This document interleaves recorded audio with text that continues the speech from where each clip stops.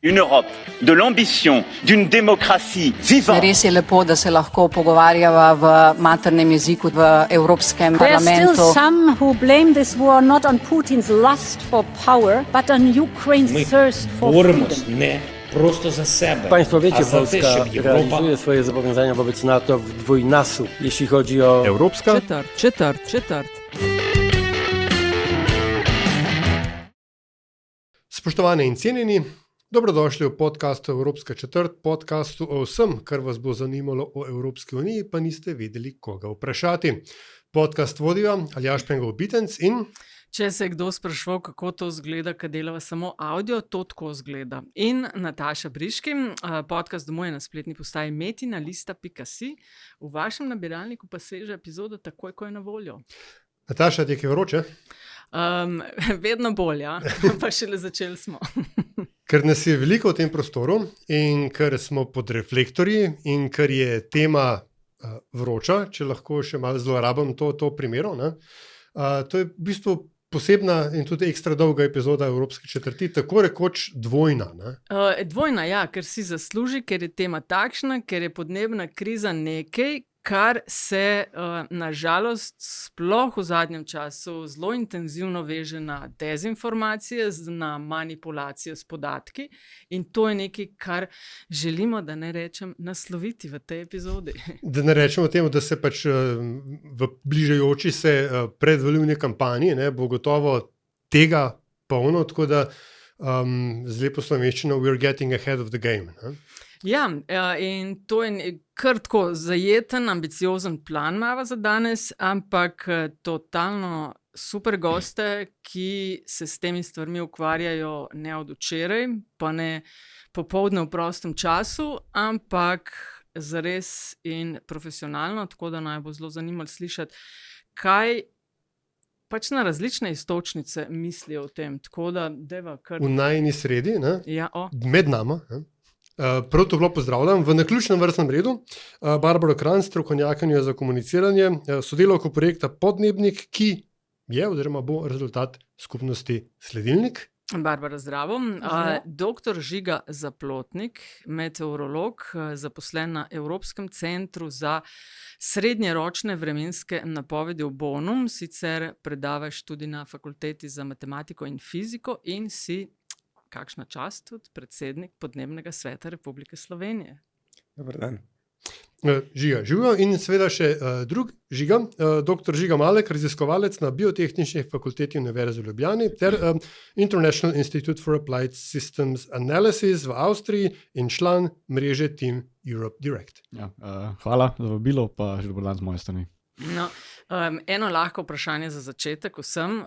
Ukvarjate se z eno od iskanj odgovorov na vse večjo krizo ali pa izziv, pred katerimi smo. Zakaj vas to sploh zanima? Zakaj se toliko aktivno s tem ukvarjate? Žiga mogoče, ja, zdaj bo Žiga Z. Podnebna kriza me je predvsem začela zelo zanimati, oziroma sem jo občutil, ko sta se rodili najstarejši hčerki. Takrat sem se začel spraševati o tem, kakšno prihodnost dajemo za namcem, in kot nekdo, ki se je s tem že prej profesionalno ukvarjal, sem čutil dolžnost, da sem mogoče bolj aktiven v javnosti pri razlaganju oziroma pri komunikaciji tega problema. Evo, komunikacija, Barbara, tako je super povezava nate. Zakaj?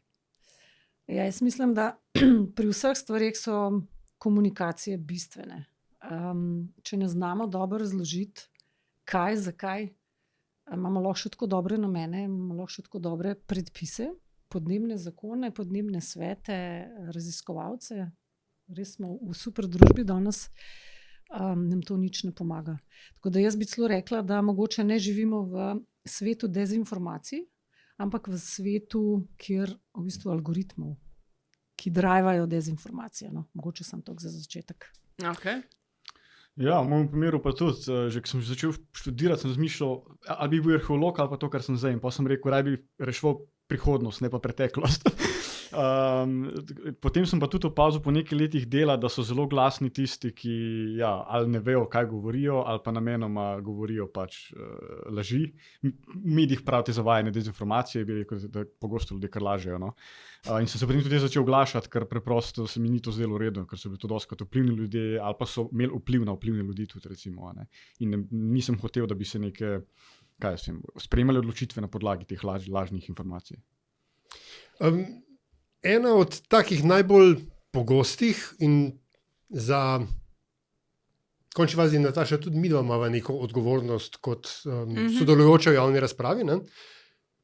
In ko se lotiš tovrstnih pogovorov, tovrstnih razlag, se hitro ujameš v to, da poskušaš razložiti, zakaj podnebne spremembe niso zgolj naraven pojav. Da pač to ni samo cikl, ki se vsake toliko dogaja, pa pogledajte zadnjo ledeno dobo, pa 17.000 let nazaj in tako dalje. In moja osebna izkušnja je, da hitro govoriš zidu. Da pač se vse odbija nazaj, vse argumenti, ki si jih prebral od strokovnjakov vašega kova. Pa pomagajte mi, zakaj podnebne spremembe niso naraven pojav, pa te, ki jih mi izkušamo danes, niso naraven pojav. Žiga Zaplotnik.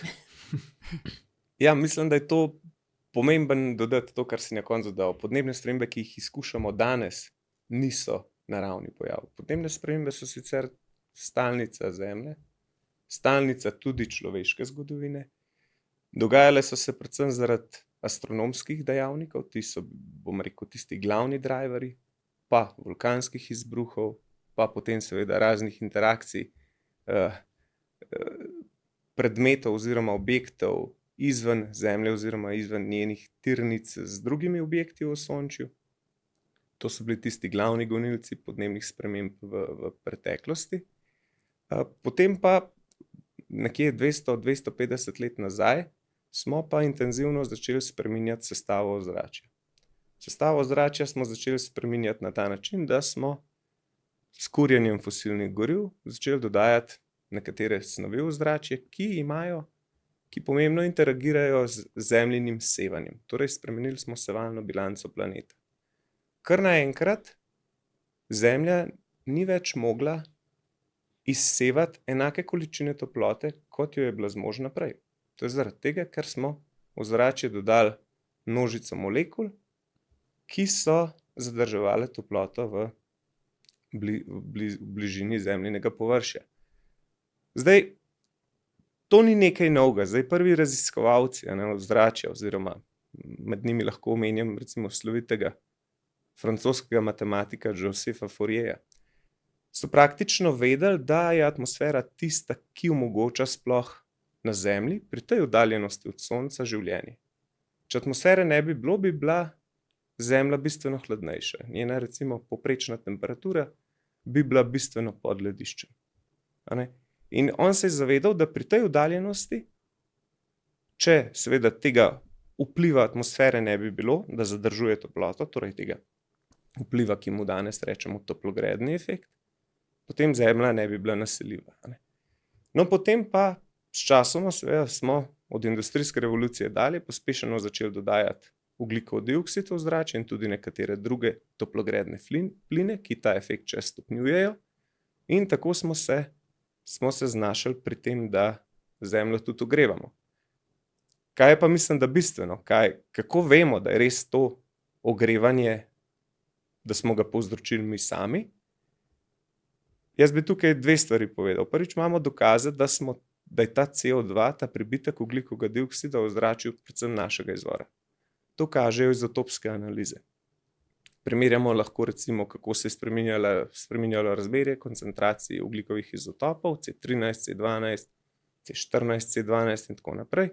In vidimo, da je ta ekstra ogljikov dioksid v ozračju res našega izvora. Druga stvar, ki je pa ključna, je pa to, da mi znamo laboratorijsko pomeriti, kakšen je vpliv ogljikovega dioksida na tako imenovane absorpcijske spektre zemljine atmosfere, torej pri katerih valovnih dolžinah zemljina atmosfera uspe zadržati, bom rekel, toploto oziroma fotone infrardečega sevanja. No in na ta način potem ko združimo oboje to, torej prvič, mi smo odgovorni za ta ekstra ogljikov dioksid in to, da ekstra ogljikov dioksid povzroči večjo sposobnost Zemlje za zadrževanje toplote, ki je spet laboratorijsko izmerjena, potem pridemo do tega nedvoumnega dokaza, da smo za trenutne hitre podnebne spremembe krivi izključno mi. Žigamo te podatke, ki vi pa, ne samo ti, ampak tudi kolegi, ki se s tem ukvarjate in kolegice, pa te podatke od modelarjev nekako gledate, kako se to prevede v kmetijstvo, v gozdarstvo, kako se to kaže v naravi, kako se? Ja, zdaj ne samo to, ne, zdaj Žiga, drugi Žiga iz Gorenjske, oziroma spodnje Gorenjske, jaz sem z Gornje Gorenjske, mogoče ne lahko tako ločite. On je povedal vpliv fosilnih goriv. Jaz se pokvarjam veliko s spremembami rabe in pokrvnosti tal, se pravi, kako mi ekosisteme pretvarjamo v neke agroekosisteme ali pa gozdove rabimo za našo rabo in tudi s tem spuščamo izpuste, tudi s tem spreminjamo zmožnost ekosistemov, da črpajo in skladiščijo ogljika. Zdaj po domače rečeno, če posekamo gozd, te sposobnosti za črpanje in skladiščiti ogljik ni več, se pravi, ni več ponora ogljika, temu rečemo. In to je šlo nekako z roko v roki tudi s tem, kar je Žiga povedal. Pač industrijska revolucija je tudi potem pomenila, da smo vseh ostalih resursov več rabili. Tudi je bila kmetijska revolucija, kjer smo izboljšali gnojila in smo še širili kmetijske površine in tako naprej. Tako da ne gre se zdaj samo za eno stvar, s katero smo spremenili naše površje, naš planet, tudi spremenili smo precej to površje. In predvsem v tem moji vedi bi jaz rekel, je jasno, da se ne gre samo za nikanje, ampak da se gre pogosto tudi za neko, da je ljudem preprosto vseeno. Ker to, da smo mi izsekali toliko in toliko gozdov, se pravi skrčili, da smo razširili tok kmetijskih površin, imamo satelite, celo Zemljo pokrivamo že sateliti, zato ne rabimo nekih laboratorijev. In tudi, ko jaz to kažem ljudem, kaj mi delamo, recimo, kaj dela potrošnja slovenskih piščancev, te krme na drugem koncu sveta, avtomobili, ki jih vozimo, se sekajo gozdovi na Tajskem, pa sedi kavčev, kot pa tako naprej, potem tudi ljudje rečejo, ja, pa kaj. Ker tam pa je, tako da ne gre se zdaj samo za neke stvari, ki so mogoče težje razumljive, tako kot je Žiga, čeprav je zelo lepo razložil, tudi za tiste stvari, ki so zelo jasne, nam je kar malo vseeno. Zdaj, kar je pa še druga stvar tako pomembna, je pa ta, da, kar si zdaj omenila, je pa ravno to, da se nam pa to zdaj vse tudi vrača, da te podnebne spremembe vplivajo na ekosisteme, tako agroekosisteme, se pravi, imamo težave z donosi na marsikaterem koncu sveta, tudi v Sloveniji letos smo imeli, recimo mi je Svoboda z Gorenjske, mislim, da je bil donos gorenjskega krompirja 40 do 60% nižji, in to je kar katastrofa za gorenjske kmete, recimo. In Gorenjska je neka zmerna regija z dovolj padavinami, pa zdaj govorimo o sušah, da nam uničuje krompir. To je en tak primer, da tudi panoga, ki prispeva k segrevanju ozračja, sedaj je v bistvu najbolj prizadeta od vseh. Tako da, ja, vse skupaj je zelo povezano in zato je mogoče težko kakšne stvari razumeti, ampak tudi tiste, ki so zelo enostavno razumljive, vidimo, da praktično ne naredimo, kar bi mogli narediti. Barbara, ampak vse to, kar smo zdaj slišali, je v racionalni debati, v debati, kjer bi bili vsi udeleženi imeli enak cilj, recimo ukvarjati ali pa definirati obseg, vzroke in posledice podnebnih sprememb, bi verjetno to držalo. Ampak če odprem televizijo, kakšen kampanjski dogodek, boh ne daj, kakšno strankarsko ali tovarniško glasilo, pa tega ni. Kako se ta, kaj je to, mit, dezinformacija, laž, kot je rekel Žiga Malek, da so podnebne spremembe od nekdaj tukaj in da pač to ni nič novega, zakaj bi se sekirali, kako se to uporablja v javni komunikaciji? Ja, mislim, da lahko že vsak dan vidimo še pri kakšnih drugih temah. Jaz bi rekla tako, prej sem omenila, da se mi zdi, da smo v bistvu danes javno komunikacijo vodijo res algoritmi. Ljudje smo povprečen bralec, gledalec, poslušalec, zelo odvisno, kje te informacije ali pa dezinformacije dobiva, kako jih konzumira, koliko je sposoben kritičnega ali pa nekritičnega mišljenja. Ali gre k viru informacij, ker danes živimo v instantni dobi, se pravi nekaj sekund pozornosti. Že če pogledamo, večerna poročila na televiziji, prispevki vemo, koliko so dolgi, praviloma ni pro in kontra mnenja, in je zelo enostavno, bi rekla, drivati to neko agendo, ta javni diskurs. In se v bistvu, bom kar kritična, ne? Novinarji ne potrudijo dovolj, da bi recimo, saj pa si ne vzamejo dovolj časa, da bi recimo res neko temo raziskali, ker to zahteva. Mislim, tole, kar ste zdaj oba Žigata povedala, to so za marsikoga lahko zelo zahtevne tematike. A ne? Ampak kar je Žiga omenil, a ne? Ja, kaj imam jaz od tega, ne? Se pravi primer, ja, gorenjskega krompirja imamo pač letos manj. A ne? Mogoče se bojo s tem ljudje bolj poenotili. Ne? Ta reakcija, sej, kaj me pa briga, ne? Kaj na drugem koncu sveta, ne.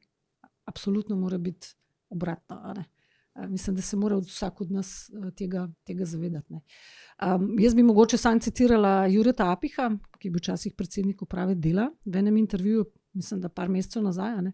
Ko je bilo govora o mladih, ki ne berejo medijev. In je lepo rekel, ja, pa sej te mladi niti niso bili soočeni, niti niso bili nikoli niti bralci.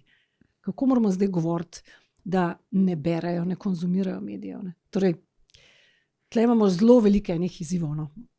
In zelo velikih je v komunikaciji in tudi v medijih, ali pa družbeno mreže in algoritmi, to kar omenjaš, ne, je zelo hiter, Žiga, za tebe spremljam občasno na X-u in bitke okrog zavajajočih podatkov, ali pa samo, da vzamejo določen podatek, ki v celi sliki ali pa v kontekstu ne pove veliko, služi pa tistmu, s katerim opleta. Recimo, ne vem, se je bila mrzla zima, dej, kaj mi govorite o globalnem segrevanju in podobno. Ne? Kjere so? Gre še dlje, ravno včeraj sem zasledil post, ki je bil zelo viralen, o tem, da torej imamo dokaj hladen začetek oktobra, enega najhladnejših v zadnjih 30 letih, in kje je zdaj to globalno segrevanje, kje je zdaj ta ogljični vtis in tako naprej, ki ga je retweetal nihče drug kot prvak opozicije. In seveda na ta način se hranijo prepričanja volilne baze, jaz to razumem, niti ne mislim, da dejansko ljudje verjamajo v to, tisti, bom rekel, na vodilnih položajih, mislim, da je dokazal več kot dovolj, pa mislim, da so tudi brihtni dovolj, ampak seveda na ta način hranijo svojo bazo in, bom rekel, načrtno širijo tudi dezinformacije oziroma neke manipulativne izjave. Kjer so pa najpogostejše napake, ker recimo meni se zdijo taki primeri, ki si ga dal z toliko krompirja manje, nekaj, kar ljudje recimo razumejo. Ampak kjeri so po tvojem najpogostejše napake pri branju podatkov pa interpretacijah, kar opažaš, da se dogaja? No, ključno je ta zamenjava vremena in podnebja. Ne? Torej, vreme je neka trenutna značilnost ozračja na nekem določenem področju, podnebje je statistika tega vremena prek daljšega obdobja, ki ima seveda vključuje vse od povprečja do odklonov in ekstremov. Ne? In ljudje pogosto nek sporadičen, dokaj naključen dogodek, ne? Potem hitro zamenjujejo kar s podnebnimi spremembami. Pa bom rekel celo tako v oba ekstrema. Ne? V teh javnih diskurzih na socialnih omrežjih vidim tudi, da ljudje nek, bom rekel, zelo vroč dan takoj pripišejo podnebnim spremembam. Ampak podnebne spremembe niso nujno krive za ta dejansko vroč dan. Moramo se naučiti komunicirati v tem stilu. Podnebne spremembe so ta dogodek ali okrepile ali oslabile. Torej so vplivale nanj in danes tudi lahko, bom rekel, z nekimi simulacijskimi študijami tudi rečemo, kolikšen delež k temu pojavu oziroma k intenziteti tega pojava so prispevale podnebne spremembe. In tako je potrebno objektivno komunicirati. Žiga Malek, en kup podatkov je primarno vam na voljo, ne? Ampak paralelno s tem z drive, če uporabljamo to lepo slovenščino, po odprti znanosti, po odprtokodnih, po odprtih podatkih, v končni fazi tudi o tem, da inštitucije pokažejo, zakaj se davkoplačevalski denar uporablja, je veliko tega na voljo tudi splošni javnosti.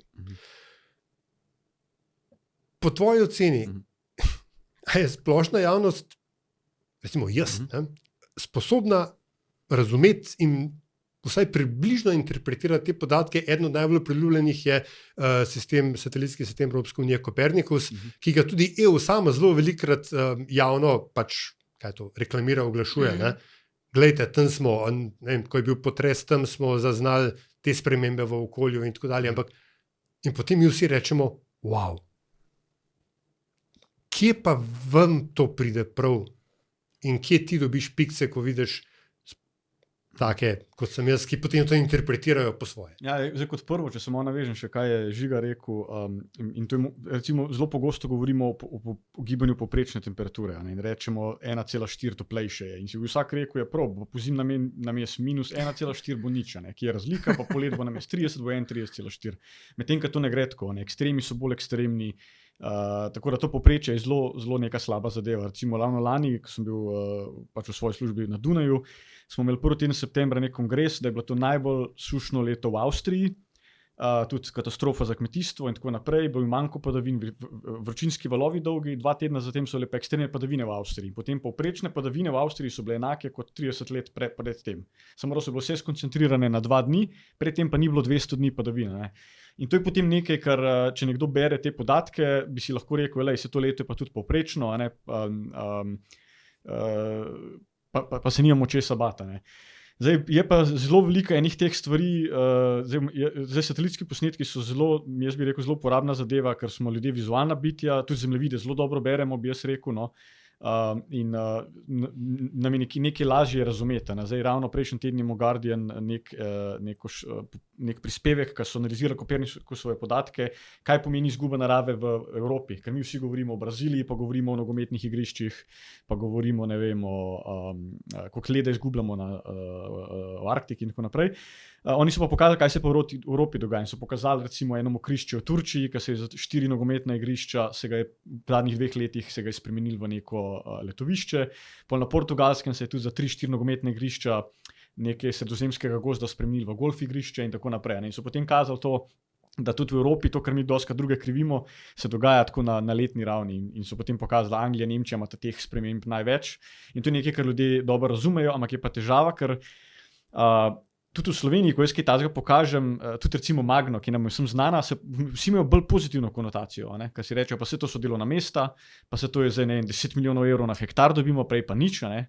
Vlaganja so to, milijardo vlaganj in tako naprej. Tako da tudi ko se ljudem kaj takega pokaže, še ker smo nekako, bi rekel, zaljubljeni v ta razvoj, bi rekel. In zato, ko kažemo recimo te orangutane, ki zgubljajo svoj pragost, je to druga zadeva, kot pa če pokažemo, da smo posekali recimo gost ali pa kmetijska zemljišča nek na Mariborskem polju, pa zgradili neko tovarno, ki sploh ne dela, lakirnico. No. Ker vsi nekako vidimo, da bo to samo pomenilo večje avte in tako naprej. Ne. In tudi nekako v medijih, jaz sem enkrat v intervju z enim medij, pa ga nam raje izpostavil, sem točno Magno izpostavil kot en lep primer sprememb prave tala pa izgube ekosistemov in potem v intervju to ni prišlo. Je bil, mislim, da Magna dosti velik sponzor očitno tega medija. In zdaj potem čez pol leta je pa tako propadal. In to potem kaže, ja, da tudi nisem čisto prepričan, če je samo to, da bomo dali več informacij dost, ker dokler bojo te informacije ali dokler bojo posledice pozitivne na nas, kot je golf igrišče, je tovarna, ne vem kaj, mislim, da ta hektar izgubljenega ekosistema ali pa izpusti so morda veliko manj konkretni ali pa ne vplivajo na nas toliko, čeprav lahko Žiga potrdi, da precej bolj vplivajo, kot si mislimo, kot pa te dodatni evri, ki jih dobimo. Ne. Kako se, Barbara, po tvojem točno s tem spoprijeti, o čemer je ravno kar govoril? Prej si sicer omenila, da je v medijih malo tega pro et kontra. Se mi zdi, da so tukaj tudi zelo velike napake pa zlorabe dogajajo, ker če imaš večinski konsens in ko govorimo o večinskem, kakšen odstotek je znanstvenikov in znanstvenic, ki se strinjajo, da spremembe, ki so posledica tudi tega, kar ljudje delamo. Če rečem 95, sem tam? Jaz mislim, da je v resnici bistveno več. Jaz točne cifre ne vem, ampak jaz ampak delam v research oddelku z 200 ljudmi, ne poznam človeka, ki bi dvomil v antropogenost podnebnih sprememb, ampak to je posledica množice podatkov. Točno to in pravim polje pa, če pro et kontra, bomo dali v studio enega, ki bo to razlagal, pa enega, ki je proti. Ja ne, zares bi pol mogli jih, ne vem, 98 na eno stran dati, pa 2 ali pa enega ali pa manjka enega na drugo stran, ne. Ta fake balance, ne vem, kakšen je tvoj odgovor, ker se pa profesionalno ukvarjaš s temi stvarmi? Mislim, ja, to je seveda zdaj v en studio, ne moramo pač Saj toliko vem, ljudi ja, spraviti, itak, ampak mislim, treba je ustrajati, a ne, da imamo pri teh debatah, da so res zastopani glasovi enih in drugih. To se bi mi zdelo zelo, zelo pomembno. Pri podatkih, mislim, se je ta največji izziv je, ne, ravno to, kar so zdaj teme, a ne. Ali pa to niso enostavne teme, enostavne debate, že za začetek. Tako da meni bi se zdelo zelo pomembno reči, da moramo res ustrajati na zelo enostavnih, jasnih pogovorih, na argumentih. A ne? In pa na podatkih. A ne? Se pravi, ne moreš ti osporavati, koliko je Žiga rekel, a ne? Da pač dela z 200 ljudmi, ne pozna nobenega, ki bi bil proti. A ne? Zadeva pri mogoče še ta gospodarski vidik, a ne? Ta se mi zdi zelo, zelo pomemben, a ne? Ker ta prevlada nad vsem, tudi v javnem diskursu. A ne? Samo da imamo delovna mesta, a ne? Pa se ne vprašamo, a je to zdaj lakirnica res delovno mesto prihodnosti, a ne? Ali bi mogoče tam imeli kaj drugega. Mogoče čist za, evo, danes sem se zjutraj še pripravljala, najdem jaz Ministrstvo za kmetijstvo, ne, zdaj je bila tale Agra, konc avgusta, vizija naše kmetijstvo in hrana v 2040, a ne? Kazalniki kmetijsko-prehranskega sistema, ne, cela študija. Ne? Mislim, z eno besedo ni nikjer nič omenjen, a bomo kaj to gospodarsko, mislim, samo še o rasti govorimo, pa o razvoju. A ne? Tako da to, kar je Žiga omenil, a ne? Mi tle to vse manjka. A ne? Zdaj, če ministrstvo driva spet to javno debato, bo šla spet čisto v napačno smer. Kdo bo zdaj to v bistvu obrnil? A ne? Pa mogoče sam še en čistak komentar. Pred kratkim sem poslušala podcast, pogovor z Timom Berners-Leeom, ki je ustanovitelj oziroma velja za začetnika interneta. V bistvu podcast je, oziroma epizoda je del podcasta The Leading. In sta ga vprašala voditelja, kje sploh še vidi, kaj sploh še je tisti pravi, dobri, stari internet. In sta rekla, da za njega je to Wikipedija in pa podcasti. Tako da jaz mislim, da je to prava tema, oziroma prava oblika za naprej. Žiga, prej si hotel nekaj dodati, sorry. Ja, majhen sem pozabil. Ja, okay. Mogoče ti lahko sugeriram, ker če se prav spomnim, vprašanje v bistvu gre za konsenzus znanosti, kako se to oblikuje in kako se mi v bistvu izognemo temu, kar je Nataša rekla, se pravi, da imamo ta fake balance, po drugi strani pa vendarle imamo neko efektivno debato, ne? Ker zelo hitro, pa to so pa lekcije iz začetkov Twitterja, prednje postal X, zelo hitro padamo v nek silos, ne? v nek echo chamber. Ne? No, predvsem sem, hvala lepa, Evo. Zdaj sem spomnil. Vidiš? Predvsem sem želel to reči, da ta tako imenovan fake balance na temo podnebnih sprememb so mediji začeli opuščati v poznih 2000 letih in tako naprej. Bi rekel, da je predvsem pomemben, kdo zastopa oziroma kdo o tem govori. A je to nekdo, ki se s tem profesionalno celo življenje ukvarja, ki temu posvetil življenje, ki ima, bom rekel, dokazane reference z področja. To mislim, da je tista glavna naloga novinarjev, da dobijo tiste, ki imajo dokazane reference z področja. Ali je to nekdo, ki je sicer javno glasen, dobi medijsko pozornost in potem to pozornost, rekel, tudi zlorablja za diskusijo o temah, za katere pa to ni strokovnjak. In nedavno smo imeli nek tak posvet v državnem svetu, pod pokroviteljstvom seveda predsednika državnega sveta, kjer smo poslušali razpravo o podnebnih spremembah med ljudmi, bom rekel, starejšimi ljudmi, starejšimi raziskovalci, pri katerih praktično nihče se s tem nikoli ni strokovno ukvarjal. Brez enega objavljenega, recenziranega članka na temo podnebnih sprememb v državnem svetu. So pametovali o tem. Torej, dobili so platformo Z- in so seveda o tem potem diskutirali in debata je seveda zašla praktično v zanikanje podnebnih sprememb, v zanikanje neke množice dokazov in še enkrat pravim, konsens niti ni tako pomemben. Danes imamo mi res množico dokazov, ki pričajo o tem, množico meritev. Recimo na Evropskem centru delamo reanalize, rekonstrukcije vremena za nazaj. Vsako to reanalizo, iz katere recimo dobimo neko stanje na točno določen dan v preteklosti za točno določeno uro, je šlo recimo nekje 10/7 do 10/8, torej 10 milijonov do 100 milijonov, v zadnjem času še več, informacij za to, da smo to stanje določili. In naravnost bizarni so argumenti nekaterih, recimo, ko rečejo, to je tak tipičen argument, ja, seveda opazimo to rast temperatur, ko pa se mesta širijo in te postaje, recimo nekoč, ki so bile na odprtih površinah, so zdaj v mestih. Meteorološke postaje, ki merijo podatke, so praktično danes zanemarljiv delež meritev.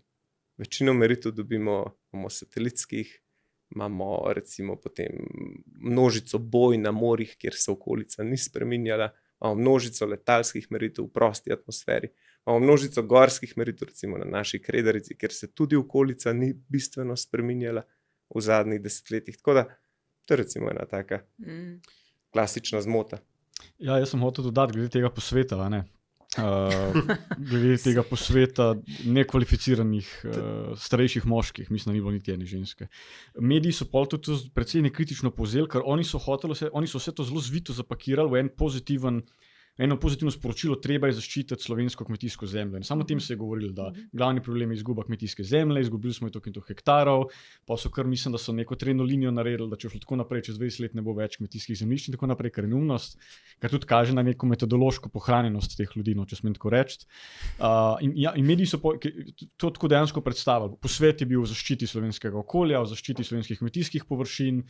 Seveda pa namesto, da govorimo o teh podnebnih spremembah, pa moramo govoriti dejansko o tem, ker to je dejanski problem. Nekako so, mogoče so to dobili kakšnih svojih prijateljih iz Amerike na desni strani, kakšen ta učbenik, da je treba zapakirati neko pozitivno sporočilo, pa da smo mi tudi na strani okolja, ampak potem pa povedati, ja, ampak podnebnih sprememb pa v bistvu ni. In to je bilo to, kar je meni malo nevarno postalo, ker so novinarji dosti nekritično to povzeli, da je bil to v bistvu res nek posvet za slovensko okolje, ker oni se pa res bojijo za pravo stvar. In to niso podnebne spremembe. Tako nekako je bilo glavno sporočilo tega posveta, žal.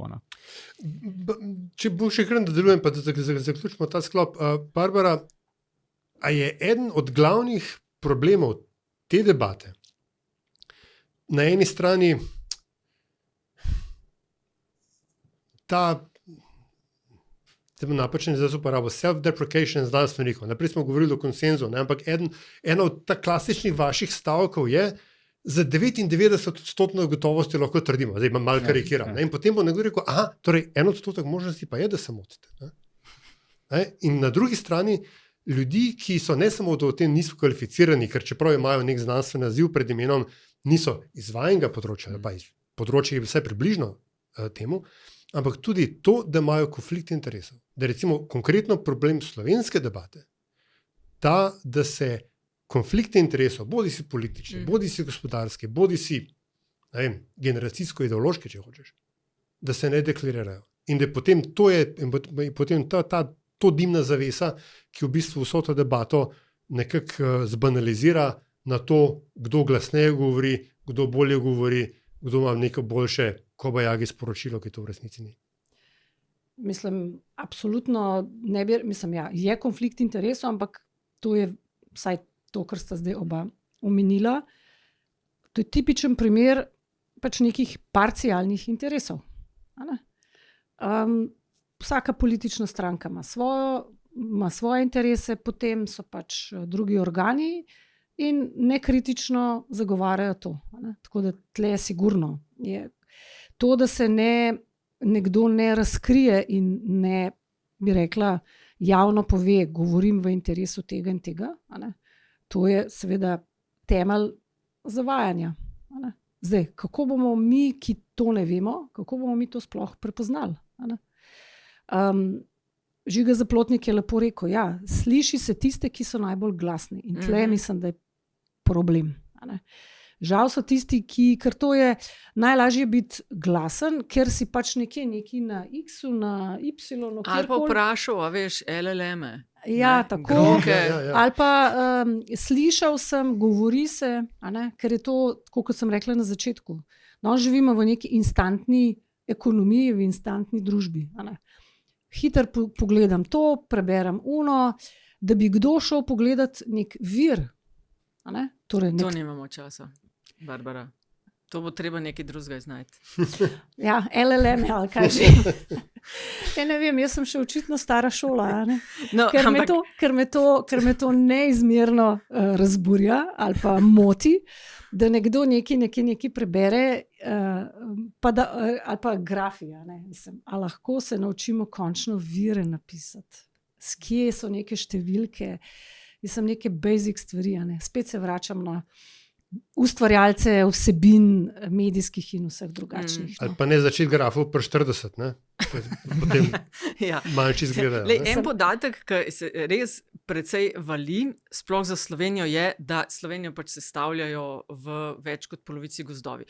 Sej imamo, ne vem, 58 ali koliko odstotkov gozdov, mi smo ok. Jaz prihajam iz Kočevskega dela, tam je 80 ali pa 75 plus. Se pravi, mi smo še bolj ok. Ampak Žiga, koliko lahko gozdovi tega CO2 sploh absorbirajo? Mislim, zakaj je to neumno?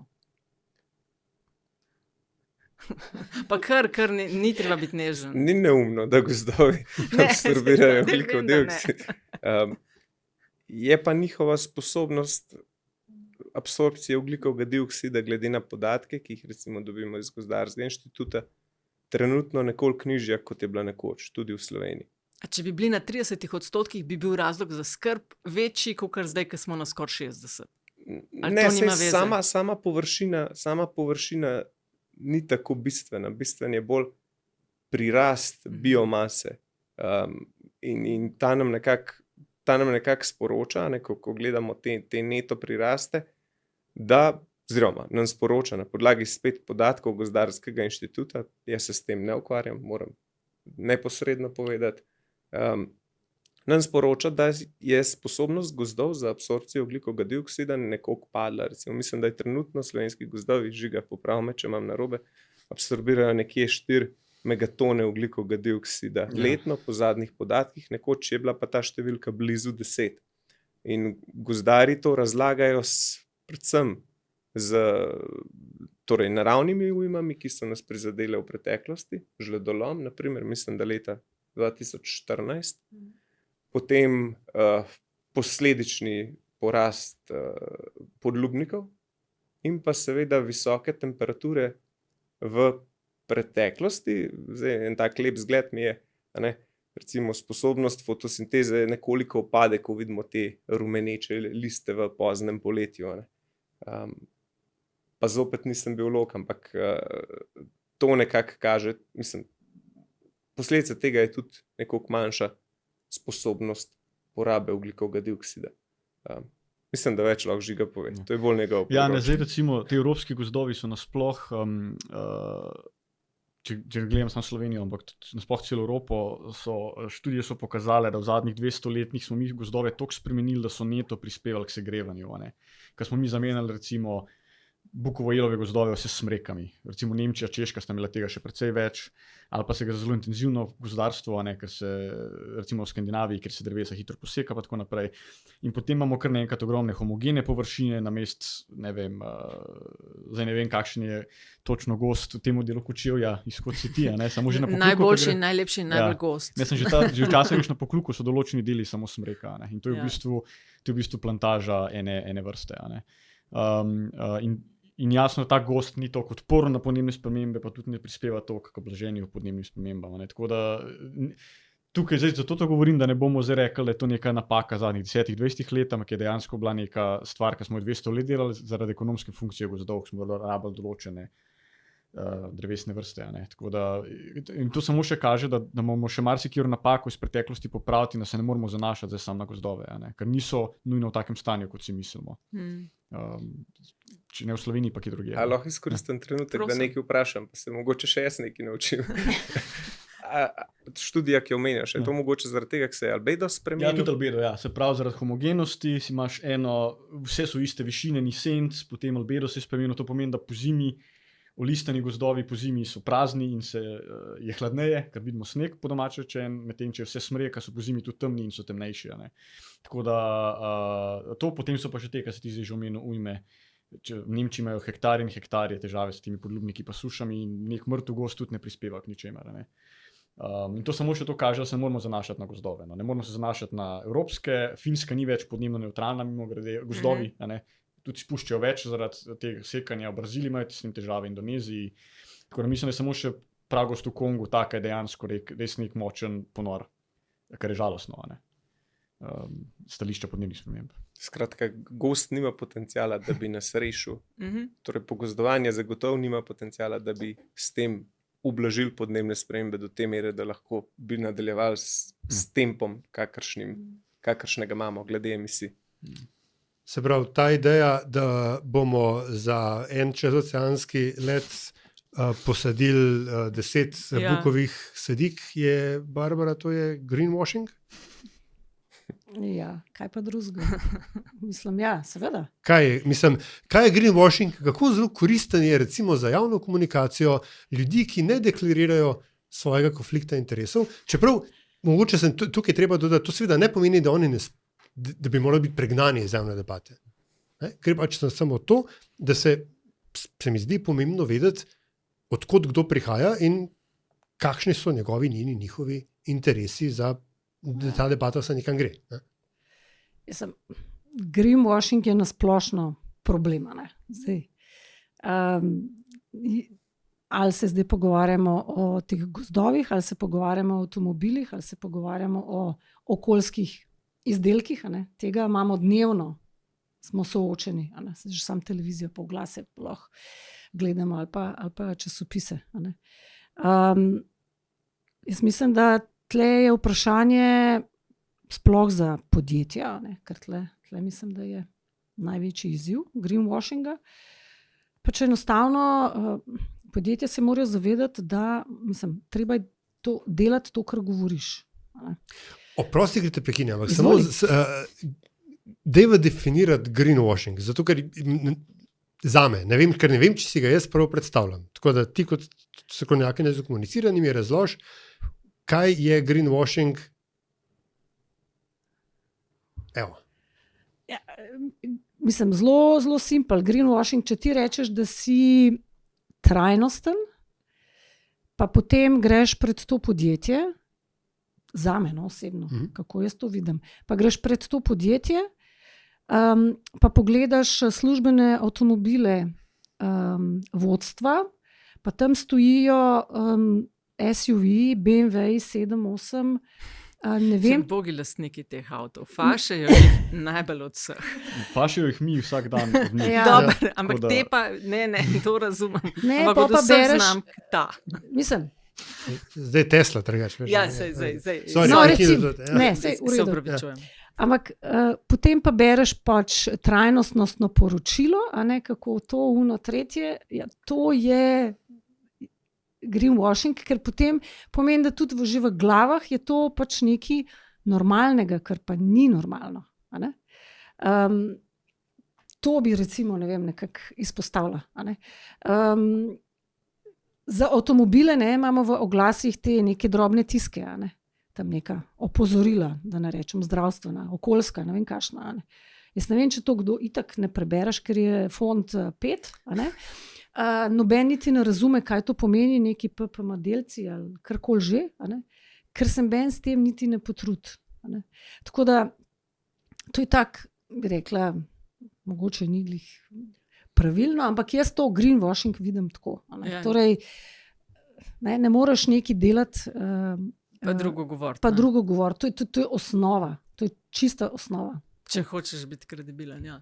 No, jaz te kritike recimo do ljudi ali pa mislim, da je ta pojav zelo kompleksen. Ni naključje, da je bila za razumevanje tega pojava oziroma za razumevanje nekaterih konceptov tega pojava in vseh družbenih posledic, ki spremljajo recimo podnebne spremembe, podeljena Nobelova nagrada za razumevanje kompleksnih pojavov.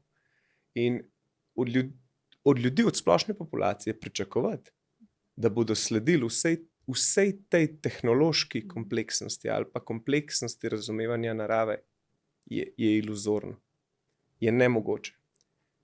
Mi se moramo, mislim, da je ključno, se naučiti dvojega. Zaupati strokovnjakom in tudi v šola ves čas propagira kritično razmišljanje. Ampak kritično razmišljanje mora iti do neke mere. Moraš se naučiti ne samo kritično razmišljati o vseh temah, ampak na neki točki reči, o tej temi ne vem nič in bom zaupal tistemu, ki je temu posvetil celo življenje.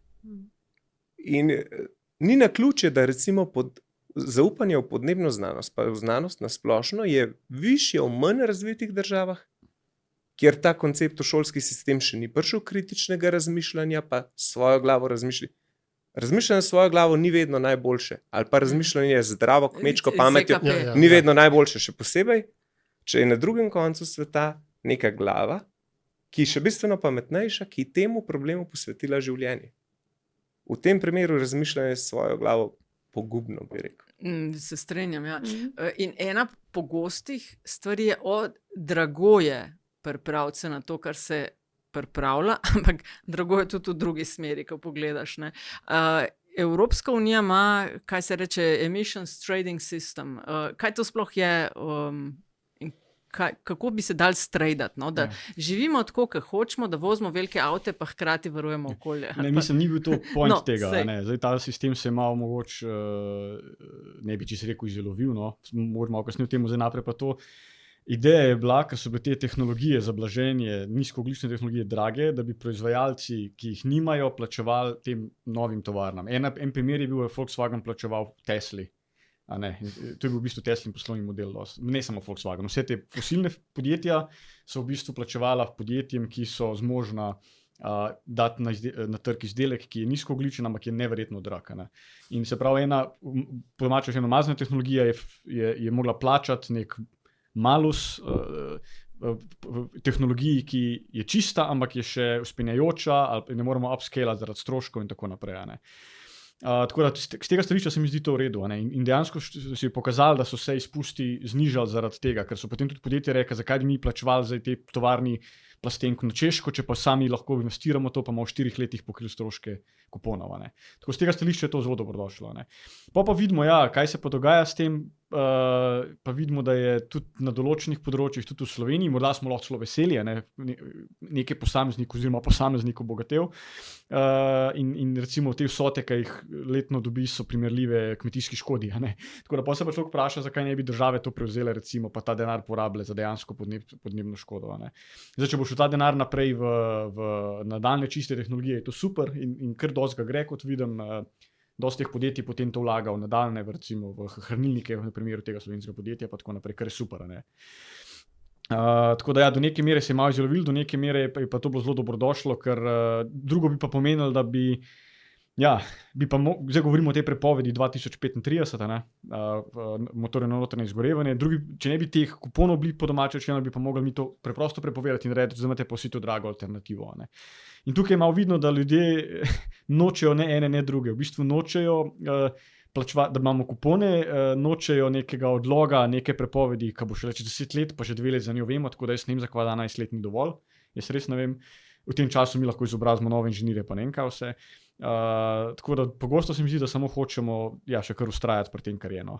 Ker ne rečem, da je to popoln, ampak to ni izgovor, da moramo zajeti nazaj, ker ta sistem ni popoln. Se spomnimo nekaj novega, ki bo bližje popolnosti. Zdaj smo se naučili, kaj ni dobro pri kuponih, pa gremo naprej, to bi jaz rekel. Žiga Zaplotnik, ko so podnebne spremembe prišle nekako v javni diskurs do točke, ko sem jih celo jaz zaznal, so nekako tako konsens ali pa prevladujoče mnenje v javnosti takrat je bilo, da se Slovenija ima to zmerno okolje, celinsko podnebje, podalpsko, tako smo se v šoli učili, mile zime, zmerna poletja pa ostre zime, nekaj takega, malo sem pozabil, ampak skratka, da bomo mi še kar v redu. Zdaj pa pred kakšnimi 10 leti bila neka taka zelo zabavna infografika, ker je mimogrede tudi eno od orodij, s katerimi se mi zdi, zavedanje širi.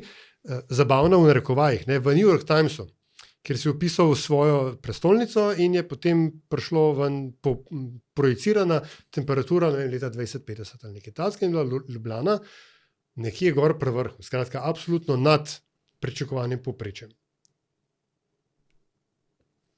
Ne morem drugače vprašati. Ja, koliko zelo uriti smo? Ljubljana, Slovenija, mi tako v tej državi, ki ima 60% gozdov, ki naj bi bila načeloma kar na varni strani teh sprememb, ne, kot naši politiki in političarke radi rečejo. To v veliki meri, kako zelo uriti smo, oziroma kako zelo uriti še bomo, ne vem, s katero metriko naj se izrazim, z globino. To je seveda odvisno. S temo. To je odvisno od naših dejanj. Ne. Se pravi, mi se najprej moramo zavedati, da smo sami odgovorni za to, kako globoko se bomo še povzpeli. Ker najprej moramo to usmisliti. Torej, sami smo odgovorni. Če samo diskutiramo o tem, kje smo, kako težko nam je, kam smo zapeljali, se potem situacija pogosto zdi nerešljiva, oziroma tudi izgubimo neko motivacijo za nadaljne ukrepe. Ampak začel bi mogoče z iztočnico tvojega vprašanja. Rekel si, do trenutka, ko sem se zavedal. Zdaj, recimo, znanost se zaveda, da bojo naraščajoče koncentracije toplogrednih plinov privedle do ogrevanja nekje od leta 1856. Recimo leta 1896, pa zdaj sem se mogoče za kakšno leto gor dol zmotil, je Nobelov nagrajen za kemijo, Šved Arrhenius, prvi kvantificiral, za koliko se bo recimo Zemlja ogrela pri podvojitvi koncentracije ogljikovega dioksida. Trenutno smo recimo na plus 50% nekje, ne? V predindustrijski dobi 280 delcev na milijon, trenutno 420. Ne? No, on je kvantificiral, da bo to 5 stopinj pri podvojitvi. Ne? In če gledamo dejanske CO2 ekvivalente, smo pa že mislim, da blizu podvojitve. Ne? Ali pa celo nekoliko čez. Torej, 1896, ne, potem prvi te klimatski modeli, ne, to so bili v 60 letih prejšnjega stoletja, zelo jasnimi zaključki. Zelo jasnimi. Tudi ti klimatski modeli iz 60 let prejšnjega stoletja so že zelo natančno kvantificirali rast globalne povprečne temperature, kvantificirali so, da se bo stratosfera ohladila, medtem ko se bo troposfera ogrela, in tudi to se je zgodilo. Kvantificirali so, da se bo Arktika ogrevala 2-krat hitrejš, kot pa recimo preostali svet, ker so to povratno zanko ali beda. Torej, ko izgubljamo morski led, izgubljamo tudi sposobnost za odbijanje neposrednega sončnega sevanja in na ta način se ti deli še hitrejš segrevajo. Ne? Isti efekt opažamo mimogrede tudi v Sloveniji. Slovenske zime so se ogrele anomalno bolj, kot pa recimo prehodni časi, v veliki meri na račun manjka snežne odeje. No in če pa nadaljujem, kako zelo uriti smo zdaj. Recimo, jaz rad prikažem ilustracijo, ki kaže, kako se je in kako se še bo spremenil nek določen klimatski pas. Tipično se izberem nekega taga, oziroma klimatski pas, kako se bodo spremenili temperaturni pasovi. In rad pokažem tistega, recimo, kam se premakne temperaturni pas, povprečno temperaturo 19 do 20 stopinj Celzija. Povprečno letno temperaturo. In zdaj, če pogledamo za nazaj, leta 1900, je bil ta pas, povprečno letno temperaturo, še enkrat 19 do 20 stopinj Celzija, nekje nad Severno Afriko. Nekje na obalah Sredozemlja, Severne Afrike, recimo neka Aleksandrija. Potem pa se ta pas do konca stoletja po srednjem scenariju, srednjem emisijskem scenariju, pri srednjem odzivu klimatskega sistema, namreč odziv klimatskega sistema je zaradi našega lastnega neznanja nekoliko negotov, premakne vse do Kopra, oziroma do slovenske jadranske obale. Zato se to premakne. To pa si mogoče lažje ilustriramo, kaj pomeni. Veliko lažje, kot če govorimo o spremembi povprečne temperature za 4-5 stopinj Celzija. In še enkrat poudarjam, Srednji emisijski scenarij, to je tisti, po katerem trenutno približno hodimo, in srednji odziv klimatskega sistema. Ne govorimo o 90. percentilu, ne govorimo o 10. percentilu, govorimo o srednjem odzivu. In odziv našega klimatskega sistema na rastoče emisije je zaenkrat, če lahko se posujem s pepelom ali pa posujem s pepelom celotno klimatološko znanost, je zaenkrat še nekoliko negotov. To negotovost sicer z leti zmanjšujemo, bolje in bolje razumemo procese v ozračju, ampak odziv je še vedno negotov.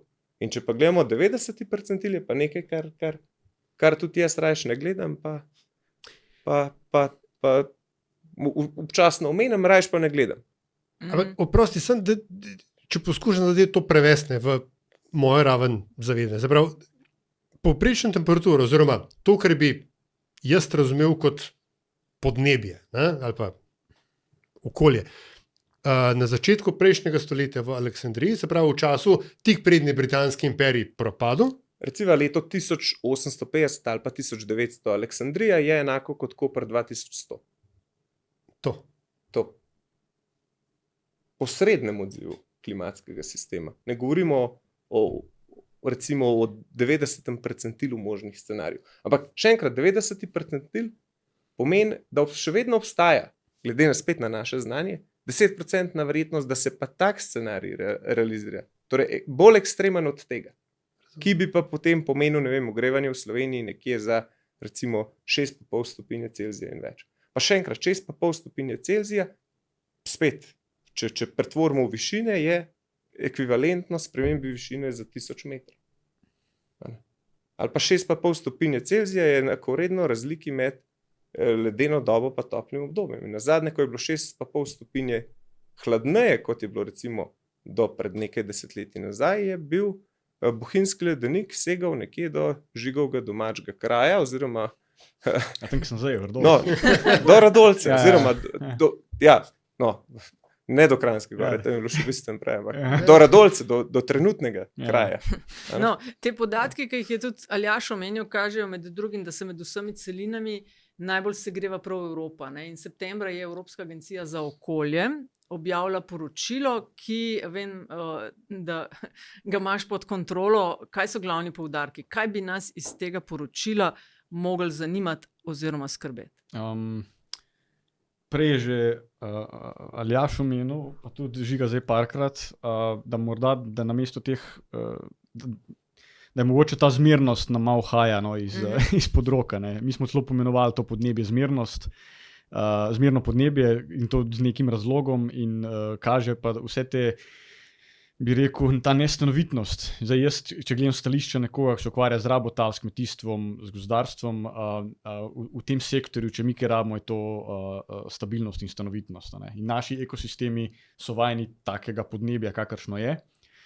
Ne morejo se tako hitro prilagoditi. In tudi, če se prilagodijo, to niso nujno taki ekosistemi, kot so nam všeč. To ni nujno smrekogozd, to ni nujno, da bomo sadili krompir, morda sladki krompir, ni nujno, da bomo lahko sadili še koruzo, mogoče bomo sadili, ne vem, riž nekoč, ne vem, kaj takega. Ne? Tako to pomeni res drastične spremembe v primeru takih pogostih ekstremov, ker mi ne bomo mogli več temeljiti našega prehranskega sistema, recimo, ker je najbolj bistven za nas, pa tudi v Evropi, na tej predpostavki, da bomo zmerno podnebje. Ne? In kaj to pomeni? Zdaj, v Evropi prevladujejo nepar teh poljščin, kot so pšenica, koruza, ječmen, rž, imamo govedorejo močno in tako naprej.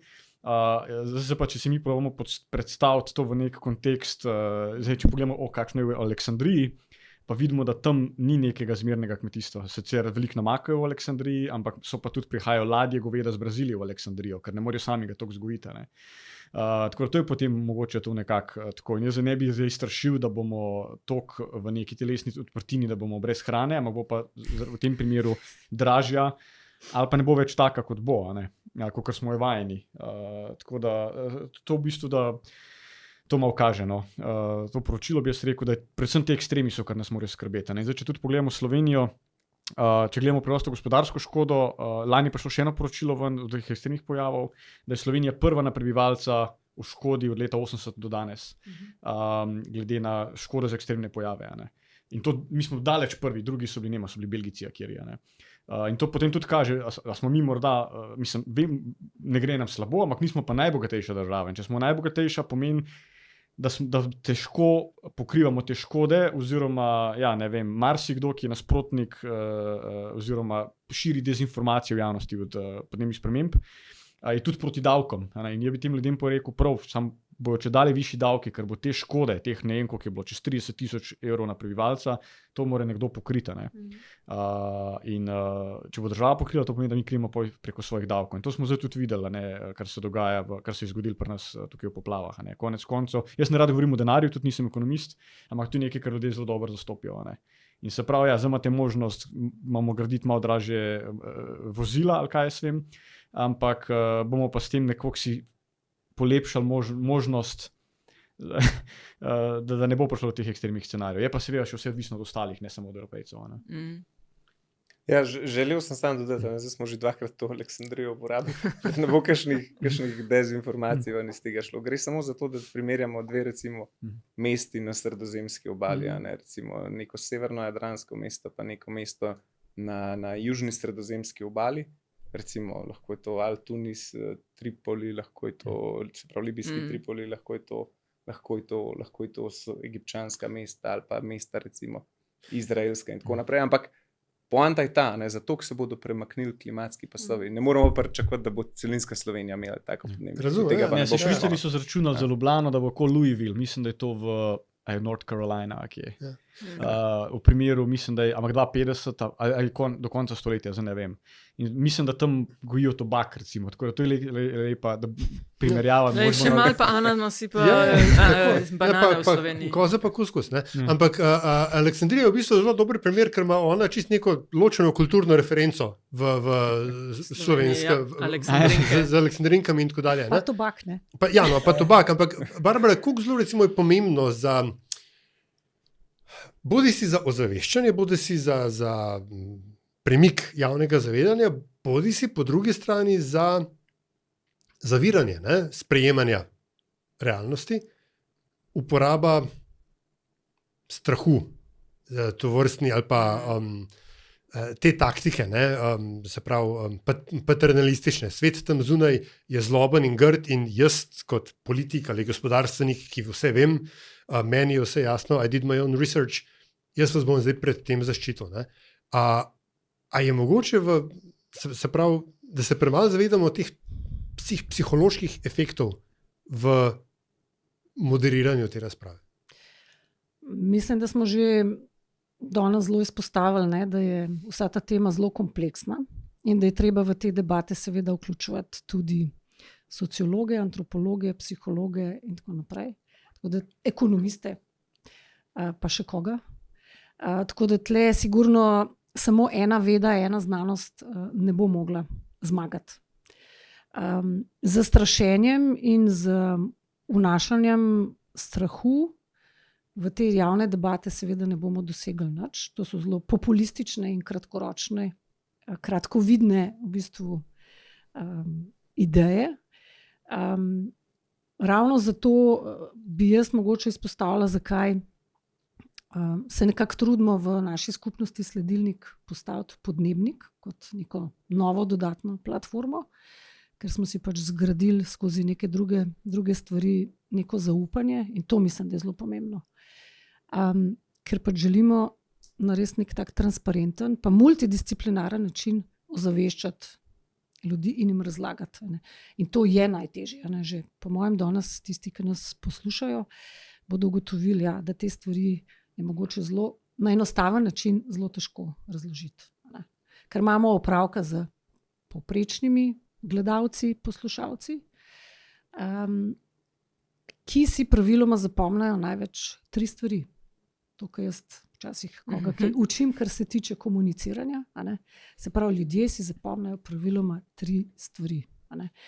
In zdaj, če te 3 stvari nekako povežemo z nekimi konkretnimi primeri, danes slišali smo o gorenjskem krompirju, pa o Aleksandriji. Tako da recimo, da smo danes že skoraj izpolnili nek tak okvir. Neko kvoto. Čakaj, še meso pride. Ja, še meso pride, ja, itak. Tle bi pa ravno to dodala. Spreminjanje obnašanja, ravnanja ljudi je pa najtežje.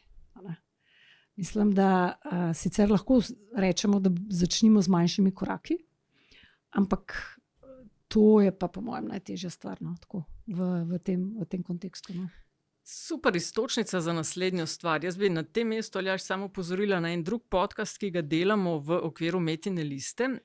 Ima ime Na tankem ledu in sta voditeljici Zarja Muršič in Katarina Oblak v prvi epizodi med drugim govorili s sogovornikoma tudi o tesnobi pri potovanju z letali.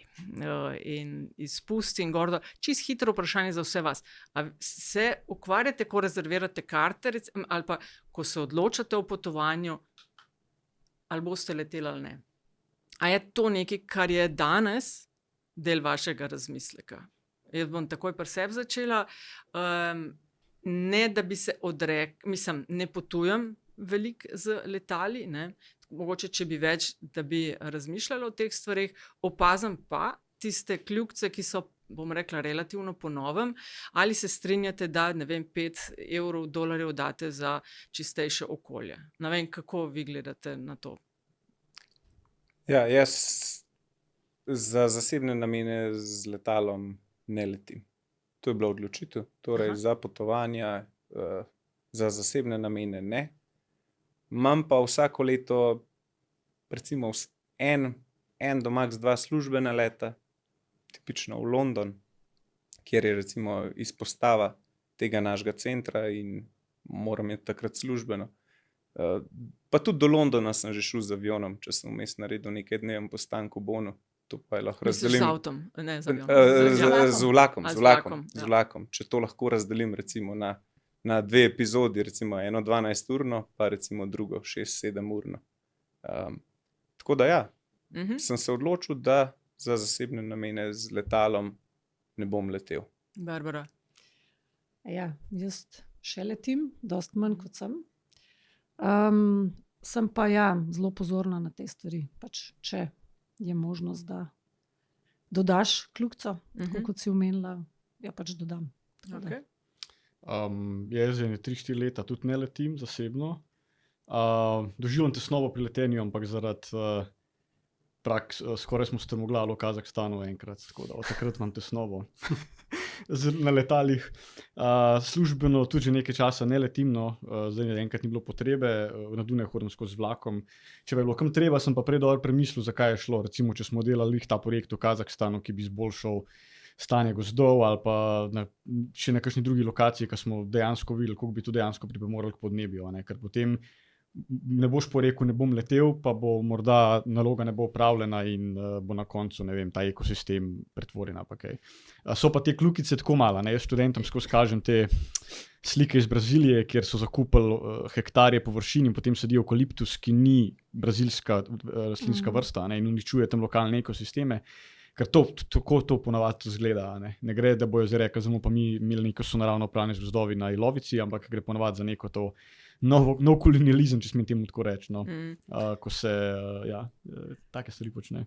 No, to je recimo še en lep primer greenwashinga. Tako da smo si najjasnili, se pravi, ni se sploh treba ukvarjati z neko definicijo, ampak že sam tako zdrava kmečka pamet, kljub vsemu v tem konkretnem primeru, pa ti lahko da že hiter odgovor, kaj to je in kaj to ni. Ker to je spet Aljaž enako, mislim, ali pa podobna kategorija vprašanj, kot je ne jest mesa, ker ne vem, je to toliko več velika škoda za podnebje, pa ni čist tako, ne? Ali je? Mislim, mene sprašuje. Ali še ješ meso? Ja, seveda še jem meso. Zakaj seveda? Ja, zato, ker se mi zdi, da ga vendar pač je najbolj časovno in učinkovit intake proteinov, zato da moje višje kognitivne funkcije še delujejo. Se pa strinjam seveda, ne, da je eden od problemov je bil ravno ta konzumerizem v 80-ih in tako dalje, kjer je pa šlo vse v ekstrem, ker se je letel na kratke, na dolge proge, kjer se je jedel meso 7-krat na teden, in tako dalje. Ne? Ampak se to ne rabi biti binarna izbira. To je lahko ali vsak dan večkrat, ali Tako. 2-krat, 3-krat na teden pri enem obroku. Tako. In že s tem ogromno naredimo. In enako je pri transportu. recimo, jaz se res ogromen za potovanje v Bonn praktično pretežno uporabljam vlak. Tukaj tudi komfort. Bi rad naredil eno promocijo, recimo letalo s check-ini, s prtljago, s tipično dokaj slabim internetom na letališčih. Medtem ko vožnja na vlaku, recimo jaz konkretno vzamem vlak Beljak-Bonn, neposreden, 9 ur 40 minut, to je zelo produktiven čas zame. Ja. To je seveda res, da je treba iz Ljubljane do Beljaka priti. Ura 20, mislim, to je pa moja izkušnja z vlaki zadnje čase. Ampak se strinjam drugače, seveda, ker ravno za to gre, da si se sposoben, prvič, da imaš možnost in drugič znanje se odločiti glede na situacijo, kaj je dober kompromis med tvojimi potrebami in nekim, kar je mogoče odvečen luksus. Vem, čist preprosto vprašanje. A je meso okoljsko in zdravstveno sporno? Zdaj, količina, mislim, da tukaj govorimo o količini in pa sam, kar se tiče okolja in zdravstva, pa tudi pri zdravstvu, koliko je procesirano, seveda. Ker ne bo noben meni rekel, da so nek mleto meso procesirano za 2 evra, da je to dobro za zdravje. Tukaj je vsak argument zdravja, pa intake kalorij, kot je omenil, kako že hranili odpade. Gre se res za količino. Mi smo tudi, če mi pogledamo, večkrat sem že omenil kmetijstvo, je bi rad tukaj uporabil izraz prehranski sistem. Naš prehranski sistem je drugi največji vir izpustov toplogrednih plinov, nekje do 50, 60, 70 je bil prvi, potem so fosilni viri šele postali. Je pa glavni krivec za izgubo recimo biotske raznovrstnosti, vodnih virov, kakovost vodnih virov tudi, pač 70% vse vode, ki jo vzamemo v naravi, je za namakanje poljščin, večinoma so te poljščine krma živalim. To ni tako, da potem beremo v medijih, da niso problem piščanci, ampak je problem avokado, recimo, kar ni res. Tudi avokado je problem, ampak piščanci so na 10x 8 več, če uporabljam zdaj parafraziran tukaj Žiga. Tako da gre se za to količino, gre se pa tudi za količino nas, ki jemo meso. Zdaj, če imamo v Sloveniji, odvisno, kjer statistiko vzamemo, vse od 60 pa do 80 kg mesa na leto pojemo. Na svetu mislim, da je 35, so pa države, ki pojejo 20. Zdaj si predstavljate, da bojo vsi šli na to, kako imamo mi, 60 do 80 kg mesa. Pa že zdaj imamo vse te okoljske probleme. Praktično vso krčenje gozdov je zaradi proizvodnje mesa. Vsa ta soja, za katero se krči, to je za hrano evropskih in kitajskih prašičev in perutnine, recimo. Potem palmovo olje v jugovzhodni Evropi je spet za prehransko industrijo, za čipse, za piškote in tako naprej, ali pa za biogoriva. In tako naprej. Tako da vse vedno pridemo na koncu nazaj do tega. Ravno prejšnji teden je prišla ven novo Eat Lancet poročilo, ki je meni še bolj vplivno kot evropsko, ki si ga prej omenila, ker tam so pa ravno to pokazali, to prihodnost, ki že več tudi potrdili, tudi če mi zdaj naredimo vse by the book, kar je treba, elektrificiramo promet, imamo javni promet, imamo ogljično nevtralna letala, pasivne hiše, naredimo vse, kot je treba, še lego kocke, da so, ko bi rekel, sedaj reciklirati, bomo še zmeraj presegali 1,5, verjetno celo 2 stopinji, ravno zaradi tega, ker če ne bomo spremenili prehranskega sistema. In to je dostikrat ljudem si rečejo, pa sem električen avto, pa sem toplotno črpalko, pa kupujem slovensko govedino, pa piščanca, pa prašiča. In spet pa vidimo, govedina do neke mere je res, bi rekel, izključno slovenska krma, ampak pri ostalih živalih pa to že ni več tako. Tako da ja, to je tudi nedvomno, ampak sem pa opazil, da je to nek mogoče ta frontir nove debate, kaj je ljudem težje razumeti, ker je tole nekaj, kar damo vase, in hrano rabimo, letal ne rabimo, telefonov ne rabimo, velikih vozil ne rabimo, hrano pa res rabimo in mogoče to zato težko težje prebaviti, čeprav je najlažje prebaviti. In mislim, da bo to še en trd oreh za naprej. In tukaj bi rad dodal en greenwashing, en sijajen greenwashing, ki ga zelo rad omenjam tudi študentom. Mislim, da je bil slovenski proizvajalec, pa se nima veze, bila je embalaža govejega zrezka, ki je rekel, ta embalaža ima 85% manj izpustov. Ampak embalaža k končnim izpustom govejega zrezka prispeva 1% do 1,5%. Se pravi, tudi če je ogljično nevtralna embalaža, ima ta zrezek še zmeraj praktično isto izpustov. Res, da imam plastike, to je zelo pohvalno, ampak osredotočili so se na nekaj, kar je lahko spremeniti, brez da bi dejansko vplivalo na njihovo proizvodnjo. In to je potem ta greenwashing, ki je, ja, tako malo nesraman, bi rekel. Barbara, ravno to, sprememba življenjskih slogov, ne mogoče. To v končni fazi vidimo, ampak to so stvari, ki trajajo na dolgi rok. Mandati vlad so 4 leta, če imamo srečo v Sloveniji, Mandati predsednikov uprav so lahko še krajši, odvisno od tega, so delničarji zadovoljni ali ne. Kje tukaj sploh prijeti za to, da se bodo stvari vendarle premaknile v pravo smer, ne da bi jih narava premaknila za nas, ker verjetno pač naravi se, v tej bitki bo narava zmagala, to je v vsakem primeru jasno. Vprašanje je samo, kakšne bodo posledice za nas. Ja, tako. Po mojem je to za še eno epizodo, ne? Debata, ampak ajde, probajmo. Ja, mislim, da čisto vsaka skupina ima svojo vlogo in nalogo. Ne? Zdaj, kaj lahko kot posamezniki naredimo, to smo že slišali, kako oba Žigeta potujeta, oziroma s kakšnimi prevoznimi sredstvi. Seveda lahko pojemo samo 2-krat na teden meso. Pritisk ljudi seveda je lahko zelo pomemben, ne? Ker če bomo manj tega rabili, mislim, lahko na drugi strani podjetja ali pa gospodarstvo delajo krasne razvojne poslovne strategije. Zdaj je glih menedžer leta, by the way, postal predsednik Perutnine Ptuj. Ki ne mara avokada in novih čevljev. No, evo.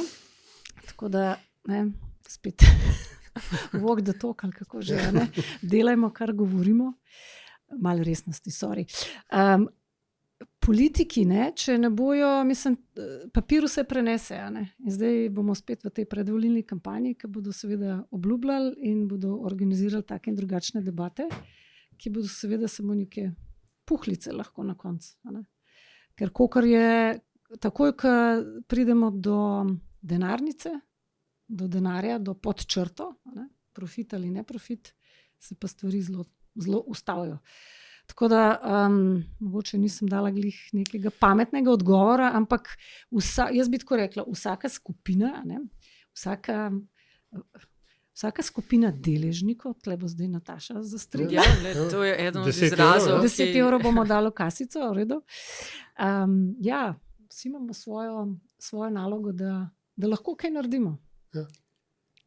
Ja, osebna odgovornost je zelo pomembna. Zdaj se bom najprej na to povedal, pa bom šel nazaj na tisto, kar sem sprva mislil povedati. In ta osebna odgovornost, recimo, rad pokažem to raziskavo Eurobarometra, ki kaže, da je osebna odgovornost pri dojemanju osebne krivde za podnebne spremembe v Sloveniji izjemno nizka, ampak ne le v Sloveniji. To je relikt nekega preteklega obdobja.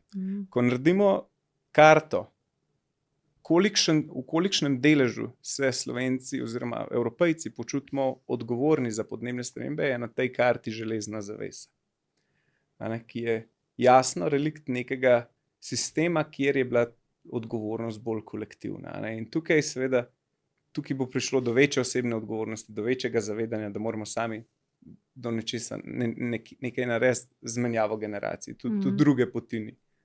Prevzgajati ljudi, ki so, bom rekel, navajeni nekega načina razmišljanja, je nemogoče. Druga stvar, ki sem jo pa želel omeniti, pa bi se navezal na to, rekel si, mandati vlad so omejeni na 4 leta, mandati predsednikov uprav še krajši. Mislim, da je Irska poskusno uvedla to, bom zdaj rekel iz druge roke, po diskusiji s kolegom raziskovalcem iz Avstrije, je poskusno uvedla nek forum ljudi za pomembne teme. To pomeni, naključno naberejo iz populacije ljudi, ki, bom rekel, sploh niso motivirani. Ti ljudje so v resnici anonimni, to pomeni, da niti lobisti do njih ne morejo priti. In potem oni odločajo o nekaterih, recimo, pomembnih, dolgotrajnejših, o dolgoročnih temah. Torej, recimo o podnebnih spremembah, o zakonih, ki se tičejo podnebnih sprememb oziroma o nekih odlokih in tako naprej. Ampak to se mi zdi dober model. Splošna populacija ali anonimni v Se smislu pravi, raziskovalci? naključno so izbrani reprezentativno iz populacije, to pomeni, da res predstavljajo reprezentativen vzorec populacije in potem ti dobijo informacije oziroma pred njimi nastopajo res strokovnjaki iz področja, ampak to res tisti z referencami, tisti, bom rekel, najvišji v državi, ki se s temi stvarmi ukvarjajo in potem na podlagi teh informacij oni sprejmejo, bom rekel, neke odločitve. In na ta način oni pa niso motivirani kratkoročno. Ti ljudje, ki v tem odločajo, torej ta reprezentativen vzorec, oni niso motivirani s tem, da bojo dobili naslednji mandat. In takoj, ko to motivacijo prestaviš na neko daljše obdobje, dobiš tudi bolj racionalne odločitve. Seveda, če pa gledamo kratkoročno, kaj bo čez 4 leta, se pa najbolj splača kakšno novo cesto zgraditi, pa mogoče kakšno bolnico, kar je prav, seveda. A ne? Ampak Mogoče sam dopolnitev. Ravno zdaj, ko smo že v globoko predvolilnem času, zelo pogosto bomo zdaj slišali, pa že slišimo, doseči moramo družbeni konsens. Spet polni smo, ali pa polni so politiki te besede, dejansko pa ne mislijo resno. Ko je treba pa stvari resno postaviti in se potem pogovarjati o tej osebni odgovornosti, je pa kar naenkrat pa ni. A je to mogoče izgovor? Rečejo, ni družbenega konsenza, ergo s tem ne moramo naprej. Zdaj moram tukaj spet eno epizodo Star Treka noter dati, ker je že tradicionalno. Smo debelo uro, pa še nismo. Enterprise pride na nek planet in rečejo, mi bomo zdaj pokazali, da pač obstajajo druge rase. Tam se zgodi skoraj državljanska vojna in čeprav je vodja, predsednik tega planeta reče, absolutno, mi smo odprti, on reče, se v bistvu ne izgovori na nek način, reče, nimam družbenega konsenza, zato bo obstoj vaš alienov ostal še skrivnost do nadaljnega. A je mogoče družbeni konsenz tukaj v bistvu varka? Ja, lahko je pesek oči. Ko je Oliver Stone, mogoče gremo zdaj na zadnji sklop. Ko je Oliver Stone posnel nadaljevanje Wall Streeta 2, se pravi Wall Streeta, Wall Street 2 oziroma Wall Street, kaj že je The Money Talks, nekaj tazga, je Michael Douglas v vlogi Gordona Gecka na koncu rekel, green is the next bubble. Se pravi, tudi z zelenimi politikami, zelenimi pristopi se da zaslužiti ogromne količine denarja. Ena od teh stvari je tudi energija. Pridobivanje električne energije. Solar, plin, plin ne, ampak solar, veter in zdaj, a je jedrska energija zelena energija ali ne? A mi imamo družbeni konsens po tom pitanju? Žiga Zaplotnik. Ja, moje mnenje je, da je jedrska energija zelena energija, nizkoogljična in v primeru recimo naše jedrske elektrarne Krško upam, da je ne bomo predčasno zaprli zaradi nekih ideoloških pogledov, kot se je to zgodilo recimo v Nemčiji ponekod. Nam zagotavlja poceni, ker je že amortizirana, nizkoogljično energijo in upam, da nam bo ta še dolgo služila. Ampak seveda je pa bistveno drugačno vprašanje, a pa potrebujemo novo jedrsko elektrarno. To je pa bistveno drugačno vprašanje. In? Nekaj tlele, preden gremo v ciljno strmino ali pa... Zadnja prelomnica pred ciljem. Rabimo JEK2. To je to, zdaj še lahko kakšno sekundo Moj odgovor ni binaren. Rabimo dodatne analize, da vidimo, če se nam stroškovno splača in te dodatne analize se trenutno delajo. Vse pa odvisno tudi tako od razvoja, torej od razvoja same jedrske industrije. Zadnje čase poslušamo o jedrski renesansi, ali se bo jedrska energija zares pocenila z večjo skalabilnostjo, podobno kot se je recimo pocenila industrija solarnih elektrarn, industrija vetrnih elektrarn, industrija baterij. Če bo jedrska energija to skalabilnost dosegla, potem je to zagotovo smiselna prihodnost. Če je pa jedrska energija bistveno dražja od ostalih možnosti oziroma nam ne omogoča tako hitrega razogljičenja, potem moramo pa mislim, da iti z ostalimi možnostmi. Ampak to bomo zdaj videli v naslednjih letih, v katero smer bojo šle te industrije, in tudi kakšni so recimo, kakšni so projicirani stroški. In mislim, da je to ključno poznati. Ampak jaz mislim, da je jedrska energija na splošno super. Ampak to ne odgovori na vprašanje, a rabimo JEK2. To je kar velik čekaj, smo to epizodo o dezinformacijah pa podnebje in okolje, če kje se jih veliko meša, se jih v kontekstu prav tega, jedrske oziroma drugi tudi področje, eno področje, na katero se cel Twitter spozna. Pač včerajšnji znalci za drugi tir so današnji jedrski strokovnjaki. Tako, kaj pravi Grok? In podobno. Zdaj, meni se tudi zdi, da je zelena, tudi stališče rabe tal ima največjo neko energetsko gostoto. To pomeni, da imamo lahko na eni noti zemeljskega površja proizvedemo največ energije. Tukaj so obnovljivi viri dosti slabi. So zelo, zelo slabi. Rabili bi veliko več površine ali vetrnih ali solarnih elektrarn.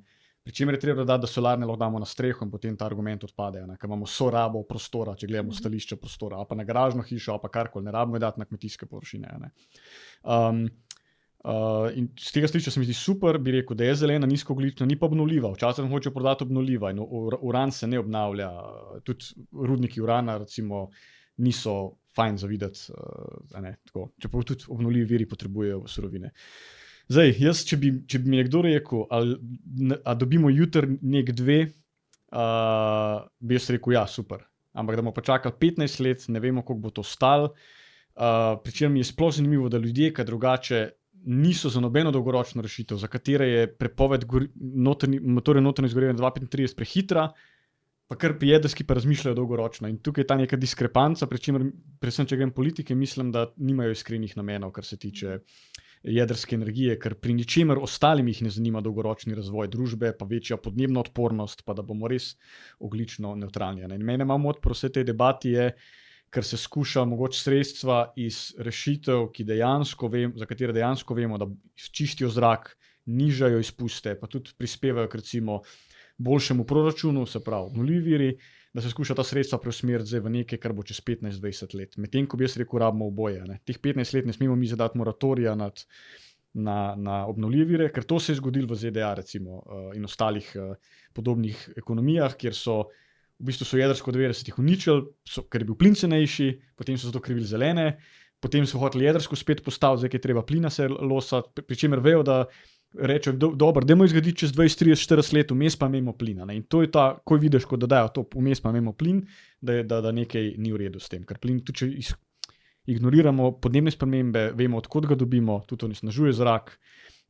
Mislim, da je tudi družbeni konsens, če že o tem govorimo, celo med našimi strankami, razen morda kakšnih majhnih, da nočemo več Rusiji dati niti evra za ta plin. Tako da pol tudi z tega, pri čemer tudi uran pride z Rusije. Recimo, tako da tukaj bi jaz, mislim, da nimajo iskrenih namenov. Nam rekel, da imajo vsi pri obnovljivih virih ekstremne namene in če bi Gordon Gekko odprl firmo z solarnimi paneli, jaz ne bi investiral tja, kupil jih od njega. No? Ampak ja, ne vem. Vprašajte recimo ravnateljco kakšne šole na Gorenjskem, ki so zgradili solarno elektrarno, če bo ona raje imela nek dve, pa bi rekel, nam je to znižalo stroške, lahko je namerimo ta denar za kaj drugega. Se pravi, so vidni takojšnji učinki, to je v par mesecih postavljeno. Ne rečem, da ni negativnih vplivov, ampak kakor res rad imam dolgoročno razmišljanje, mi pa tukaj malo to dolgoročno razmišljanje smrdi, ker prihaja od nepravih ljudi, no, tako bi rekel. Ja, mislim, imeli smo skoraj referendum, pa potem ne, pa prelagamo to, kakšno se tebi zdi, Barbara, komuniciranje okoli tega jedrska, drugi blok, obnovljivi viri energije, drugi. Ja, mislim, da je to še ena velika tema, ki zelo polarizira slovensko družbo. Zelo. In to v zelo negativno smer. Ker enostavno spet glasnejši so tisti, in te se sliši bolj, ki so mogoče brez argumentov ali pa ki imajo samo pol argumente, pol resnice, ki imajo lastne interese, konflikt interesov. In v družbi, zadnjič smo imeli en dogodek, kjer smo imeli neke politike, neko debato o viziji Slovenije. In je zelo zanimivo, da so politiki sami rekli, da v Sloveniji velja kultura ne sprememb, ali pa odpora do sprememb.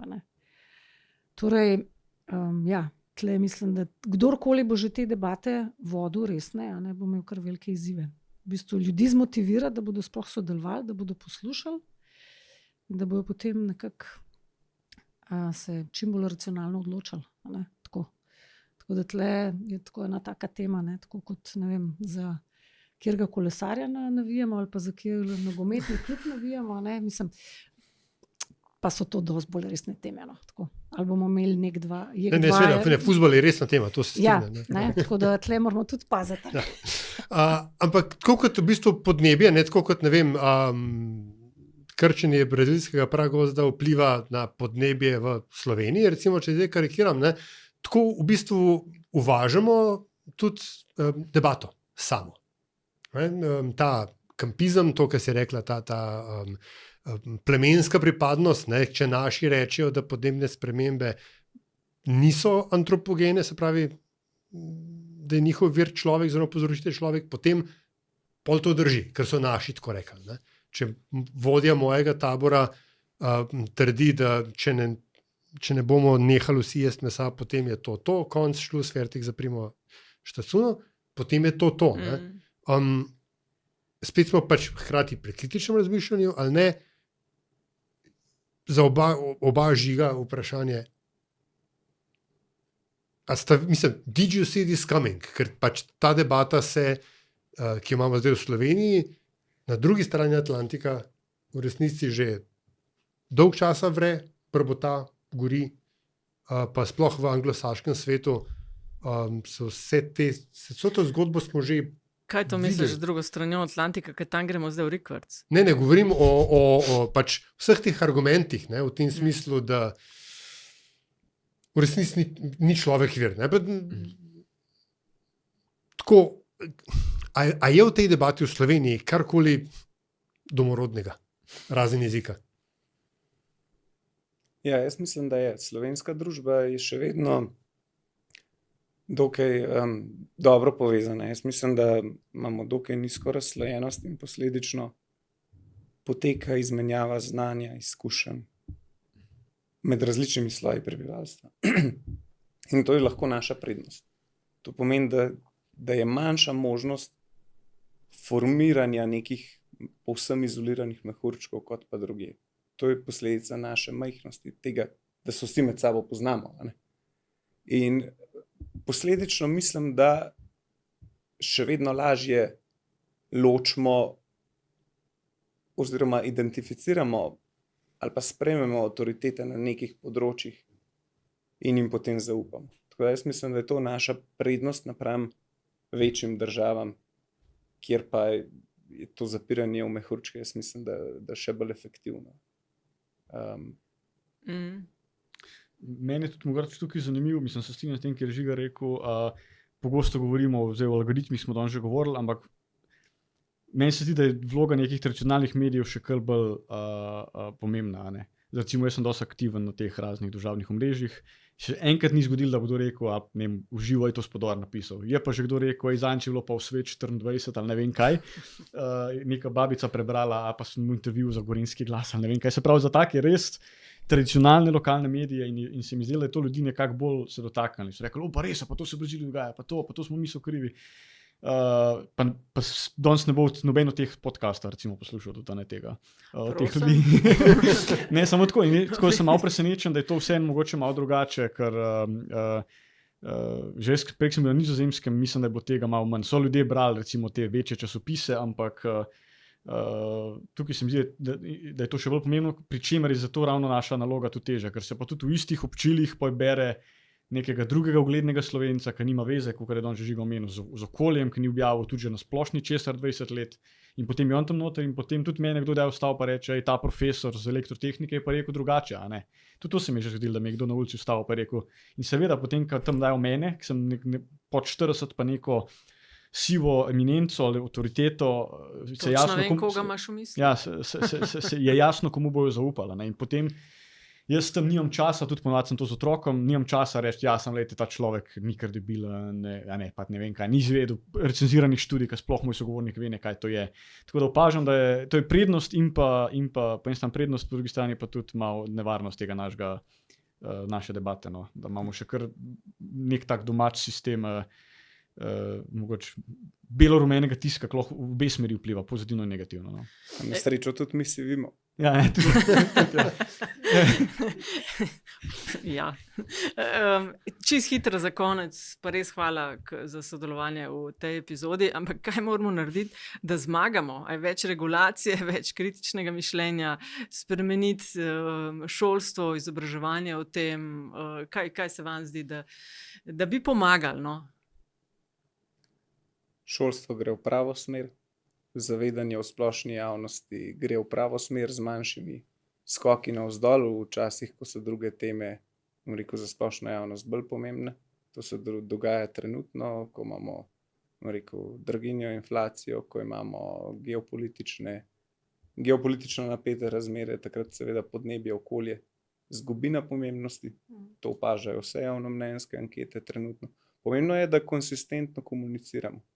In da tudi ko delamo napovedi, ko delamo projekcije, da ostanemo znotraj nekih teh znanstvenih gabaritov Vidimo, da je veliko škodo so povzročili tisti, ki so prenapihovali, recimo v preteklosti, te izjave, prenapihnjene izjave o recimo taljenju arktičnega ledu, danes skeptiki z užitkom uporabljajo za to, da nam rečejo, da se vse čas motite. Tako da mislim, da je naloga znanosti to, da ostanemo znotraj teh gabaritov, znotraj teh izjav, ki so mogoče dopolnjene z verjetnostjo, niso povsem binarne, bo tako ali bo drugače, ampak rečemo z neko verjetnostjo bo tako. Mislim, da je to edina pot naprej. Kaj dodajate temu? Jaz bi, zame to ni tekma, tako da ni za meni interes, da bi zmagal. Ne? Ker jaz mislim, da je čist zrak, stabilno vreme ali podnebje, to, da bojo lahko tudi naši otroci videli metulje, jaz mislim, da je to zmaga za vse. No, sej. Jaz bi rekel, da nekako res bi rad videl, da se znanosti zaupa, tudi takrat, ko nam to ni všeč, ker mi bi radi samo takrat, ko nam ni všeč. Ne? Mislim, da samo izboljša to, kar nam je všeč. Samo dajte nam čiste motorje, da bomo še kar vozili velike avte, dajte nam nekako, dajte detive kravan, da bo brez izpustov in tako naprej, brez da bi kaj spremenili. Tako je treba kdaj tudi kakšno grenko pojesti, bi jaz rekel. Pa dobro, s temi izpusti kravjami, to je res. Da bi aditivi da so problematični. Ja, so zelo problematični. Ja. Niso za edina stvar, so pa zelo problematični. Ja. Samo so še ostale stvari. Mislim, jaz bi rad videl, da bi bili ustrezni ljudje na ustreznih položajih in da imajo ti ljudje čas, ker vse te stvari trajajo čas, ker smo govorili o teh mandatih pa to. Ker interesi ali družbeni želje bojo skozi druge, pa se jo spreminjale. Ja. Barbara, prosti. Ja, sam še na majhno stvar bi dodal, Barbara, oprosti, ker sem preskočil. Mislim, da je zelo pomemben, da se o tem ves čas govori tudi zato, ker na ta način, ko osveščamo problem, bodo prišle nove generacije mladih, sposobnih, talentiranih ljudi, ki bodo želeli koristiti družbi in narediti nek tehnološki napredek v želji, da ohranijo planet, v želji, da pomagajo planetu. In to se že dogaja. Komunikacija podnebnih sprememb traja toliko časa in zdaj kar naenkrat ogromno število ljudi, ogromno raziskovalcev dela na tem, kako bo ta problem rešil. In mislim, da je tukaj ogromen potencial, tudi za druga področja, ki jih zaenkrat še nismo naslovili, recimo prehranski sistem in tako. Prišle bodo tehnološke rešitve tudi zato. Bolj, ko o tem govorimo, bolj, ko to naslavljamo, lažje bomo motivirali ljudi, da se teh problemov lotijo, da zagrizejo v ta, rekel, obstoječa kisla jabolka. Barbara, če odmislimo ljudi, ki enostavno želijo, da ta svet gori, dobesedno in v prenesenem pomenu, do točke, ko bojo te nove generacije, o katerih je Žiga ravnokar govoril, ko bodo na pozicijah odločanja, bo vendarle preteklo nekaj vode, padlo še nekaj dreves in tako dalje. Ne? Še kaj. Kaj pa vmes? Vendarle, tisti plin, ki ga je Žiga malo prej omenil, vmes pa vendarle nekaj rabno. Kdo je to in kako lahko tem ljudem dopovemo, da je čas za, da je škarje in platno, da so ta hip v njihovih rokah? Misliš politike? Politiki, odločevalci, končni fazi influencerji. Ja, če zdaj govorim iz svojih izkušenj, kariernih, strokovnjakinje za komunikacije, bi rekla, da je recimo naša vloga zelo pomembna, da ravno pri komunikacijah upoštevamo in v to debato vključujemo strokovnjake, kot sta Žiga in Žiga, pa še kdo drug, da imamo tle zelo visoke standarde, da smo zahtevni, ker na ta način dajemo zgled in prostor za tako debato. Tudi v končni fazi, če zdaj rečemo politikom, torej najbrž stranke imajo neke svoje politične svetovalce, tudi njihova naloga mora biti in odgovornost, osebna odgovornost, lahko celo tako zelo strogo postavimo, da te debate lahko dvignejo na nek drug nivo. Absolutno. Tako kot lahko tudi mediji. Tako mogoče ena taka misel. Se pravi, ne odločevalci, ampak tisti, ki njim svetujejo. Ja. Absolutno. Če take svetovalce imajo, upam, da jih imajo. No? Ja, to Če je- ne, naj si jih čim prej poiščejo.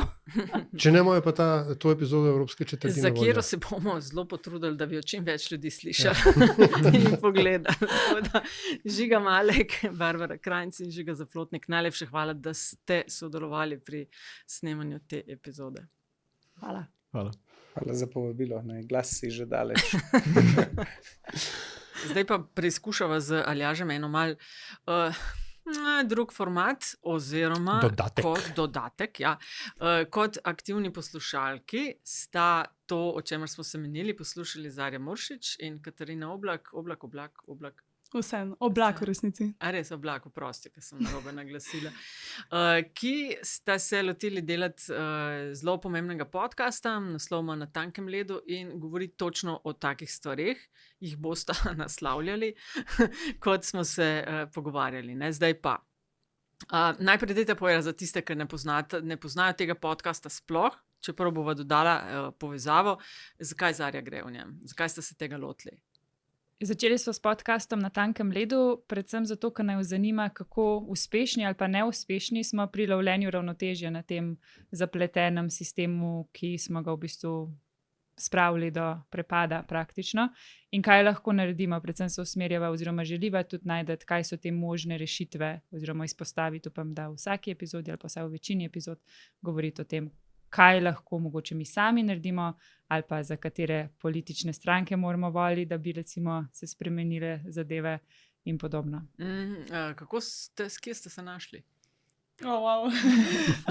V bistvu sem jaz med študijem pripravila študijsko nek podcast o komuniciranju znanosti in sem seveda takrat našla Zarjo. Takrat so se prvič videli, pa verjetno še na več različnih dogodkih, konferencah, plus moja magistrska, ker sem delala z okoljskimi novinarji in so tudi že spet prišli v stik. In v bistvu sem bila ful vesela, da dejansko se je pol Zarja name spomnila. V bistvu vprašanje za obe, ampak recimo za začetek za Zarjo. Tokratna epizoda Evropske četrti je te navdala z obupom ali z upom? Oboje. Bom tako kot Žiga dajala nebinarne odgovore. Po mojem oboje, predvsem dala mi je kar veliko nekih tem, ki se mi zdi, da bi jih lahko razdelali v epizodah Na tankem ledu. Torej, ki ste se jih videli takne, ne vem, na koncu je bil meso oziroma govedina specifično, govorili smo o albedu, o zimah, o zasneženosti in kako to vpliva na segrevanje oziroma na ohlajanje. O gozdovih smo veliko govorili, tako da predvsem je dal veliko tem, ki bi jih želela še raziskati, pa videti, katere so tiste rešitve, ki jih trenutno že imamo, ki bi jih morali podpirati ali pa se za njih boriti, da so dejansko dobre, da ne gre za nek greenwashing, o čemer ste veliko govorili. Da te odgovore poiščemo recimo v naših epizodah Na tankem ledu še bolj podrobno, kot ste jih živi danes. Tako da pa se mi zdi, da so bili 3 odlični sogovorniki, 2 sogovornika in sogovornica, Barbara in Žigi. Žiga na kvadrat. Ja. Žiga na kvadrat. Ki je fino videti, da v bistvu vsi se mi zdi, pri vseh je bilo še nekaj upanja slišati oziroma so poudarjali neke dobre rešitve in dobre stvari. Je pa res, da je očitno zelo treba preveriti, pa mogoče bolj podrobno razumeti, kaj je res javno mnenje, pa kaj je mnenje neke glasne manjšine mogoče na nekih spletnih omrežjih, in potem tudi kako to javno mnenje, da na nek način se zavedamo, da je to problem, da želimo rešitve, kako ga spremeniti v akcijo. Mogoče bi to Ja, nekaj sem zanimalo. vaju z Aljažem prosila, da poslušate, pa si mogoče malo zapišete, kaj vam je padlo v oči, v ušesa. Katarina, kaj je, imaš kar precej popisano. V bistvu, jaz, ki prihajam malo tudi iz novinarske stroke, sem malo zdaj strigla z ušesi, ko smo govorili veliko o kritičnosti novinarstva, kar se mi zdi zelo prav. Prav je, da smo kritični do novinarjev, ampak mogoče se prevelik poudarek dela že spet na posameznega novinarja. Kar pa mislim, da v resnici so novinarji uvijeti v te neke medije, v neko stanje novinarstva, v katerem smo, ker vemo, da so finančni primanjkljaji zelo časovno naporno, nimajo v bistvu prostora, da bi bili to, kar so. Mi imamo ogromno dobrih okoljskih novinarjev, ki pa nimajo prostora, ki nimajo časa, da bi presprašvali neke politike, neke PR sporočila, ki nimajo prostora, da bi šli na teren, se pogovarjali s strokovnjaki, se pogovarjali z laično javnostjo. Tako da mogoče to je bila ena izmed stvari, no, ki sem jo opazila. Se mi zdi, da res tukaj že spet pride v spredje to, kako pomembno je, da imamo mogoče javne medije, ki dovoljujejo več prostora, da odpirajo vprašanja, ki mogoče niso zanimive za klike, za mainstream medije in tako naprej. No, tako da to bi rekla, in potem pa malo skoraj povezano tudi to, kar smo se pogovarjali, kako je zelo težko spreminjati navade ljudi, kar se strinjam.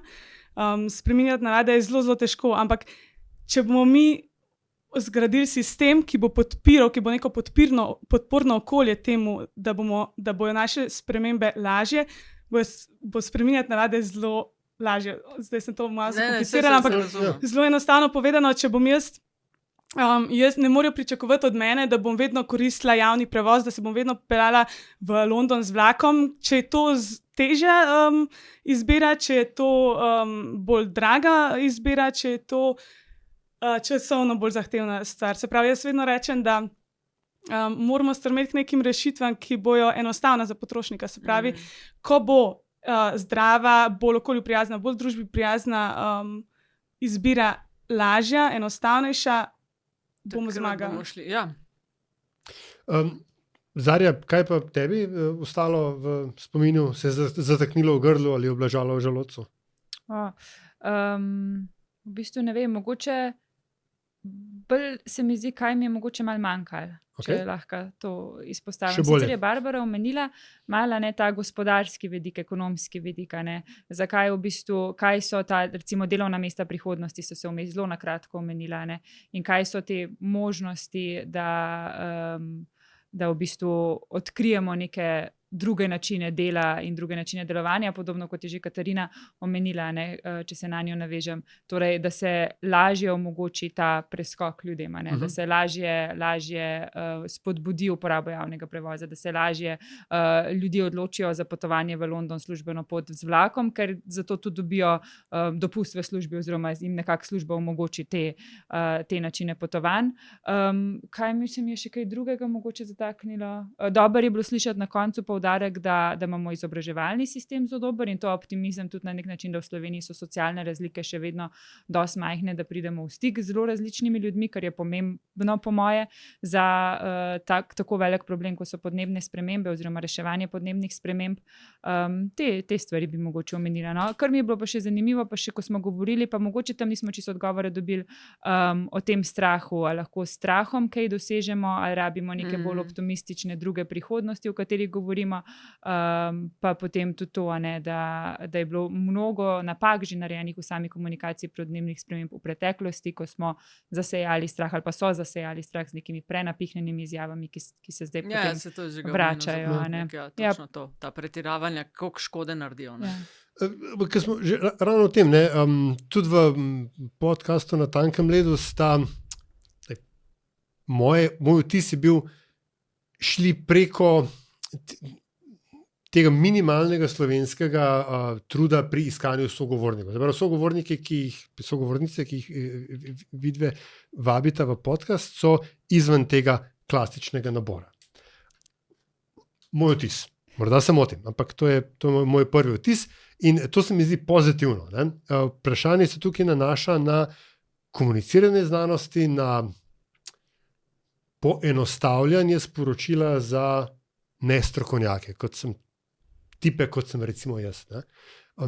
A je evropska, se pravi, ta epizoda Evropske četrti bila nekaj, po čemer bi se lahko zgledovali, ali je bilo mogoče vsem preveč kompliciran za vajen okus?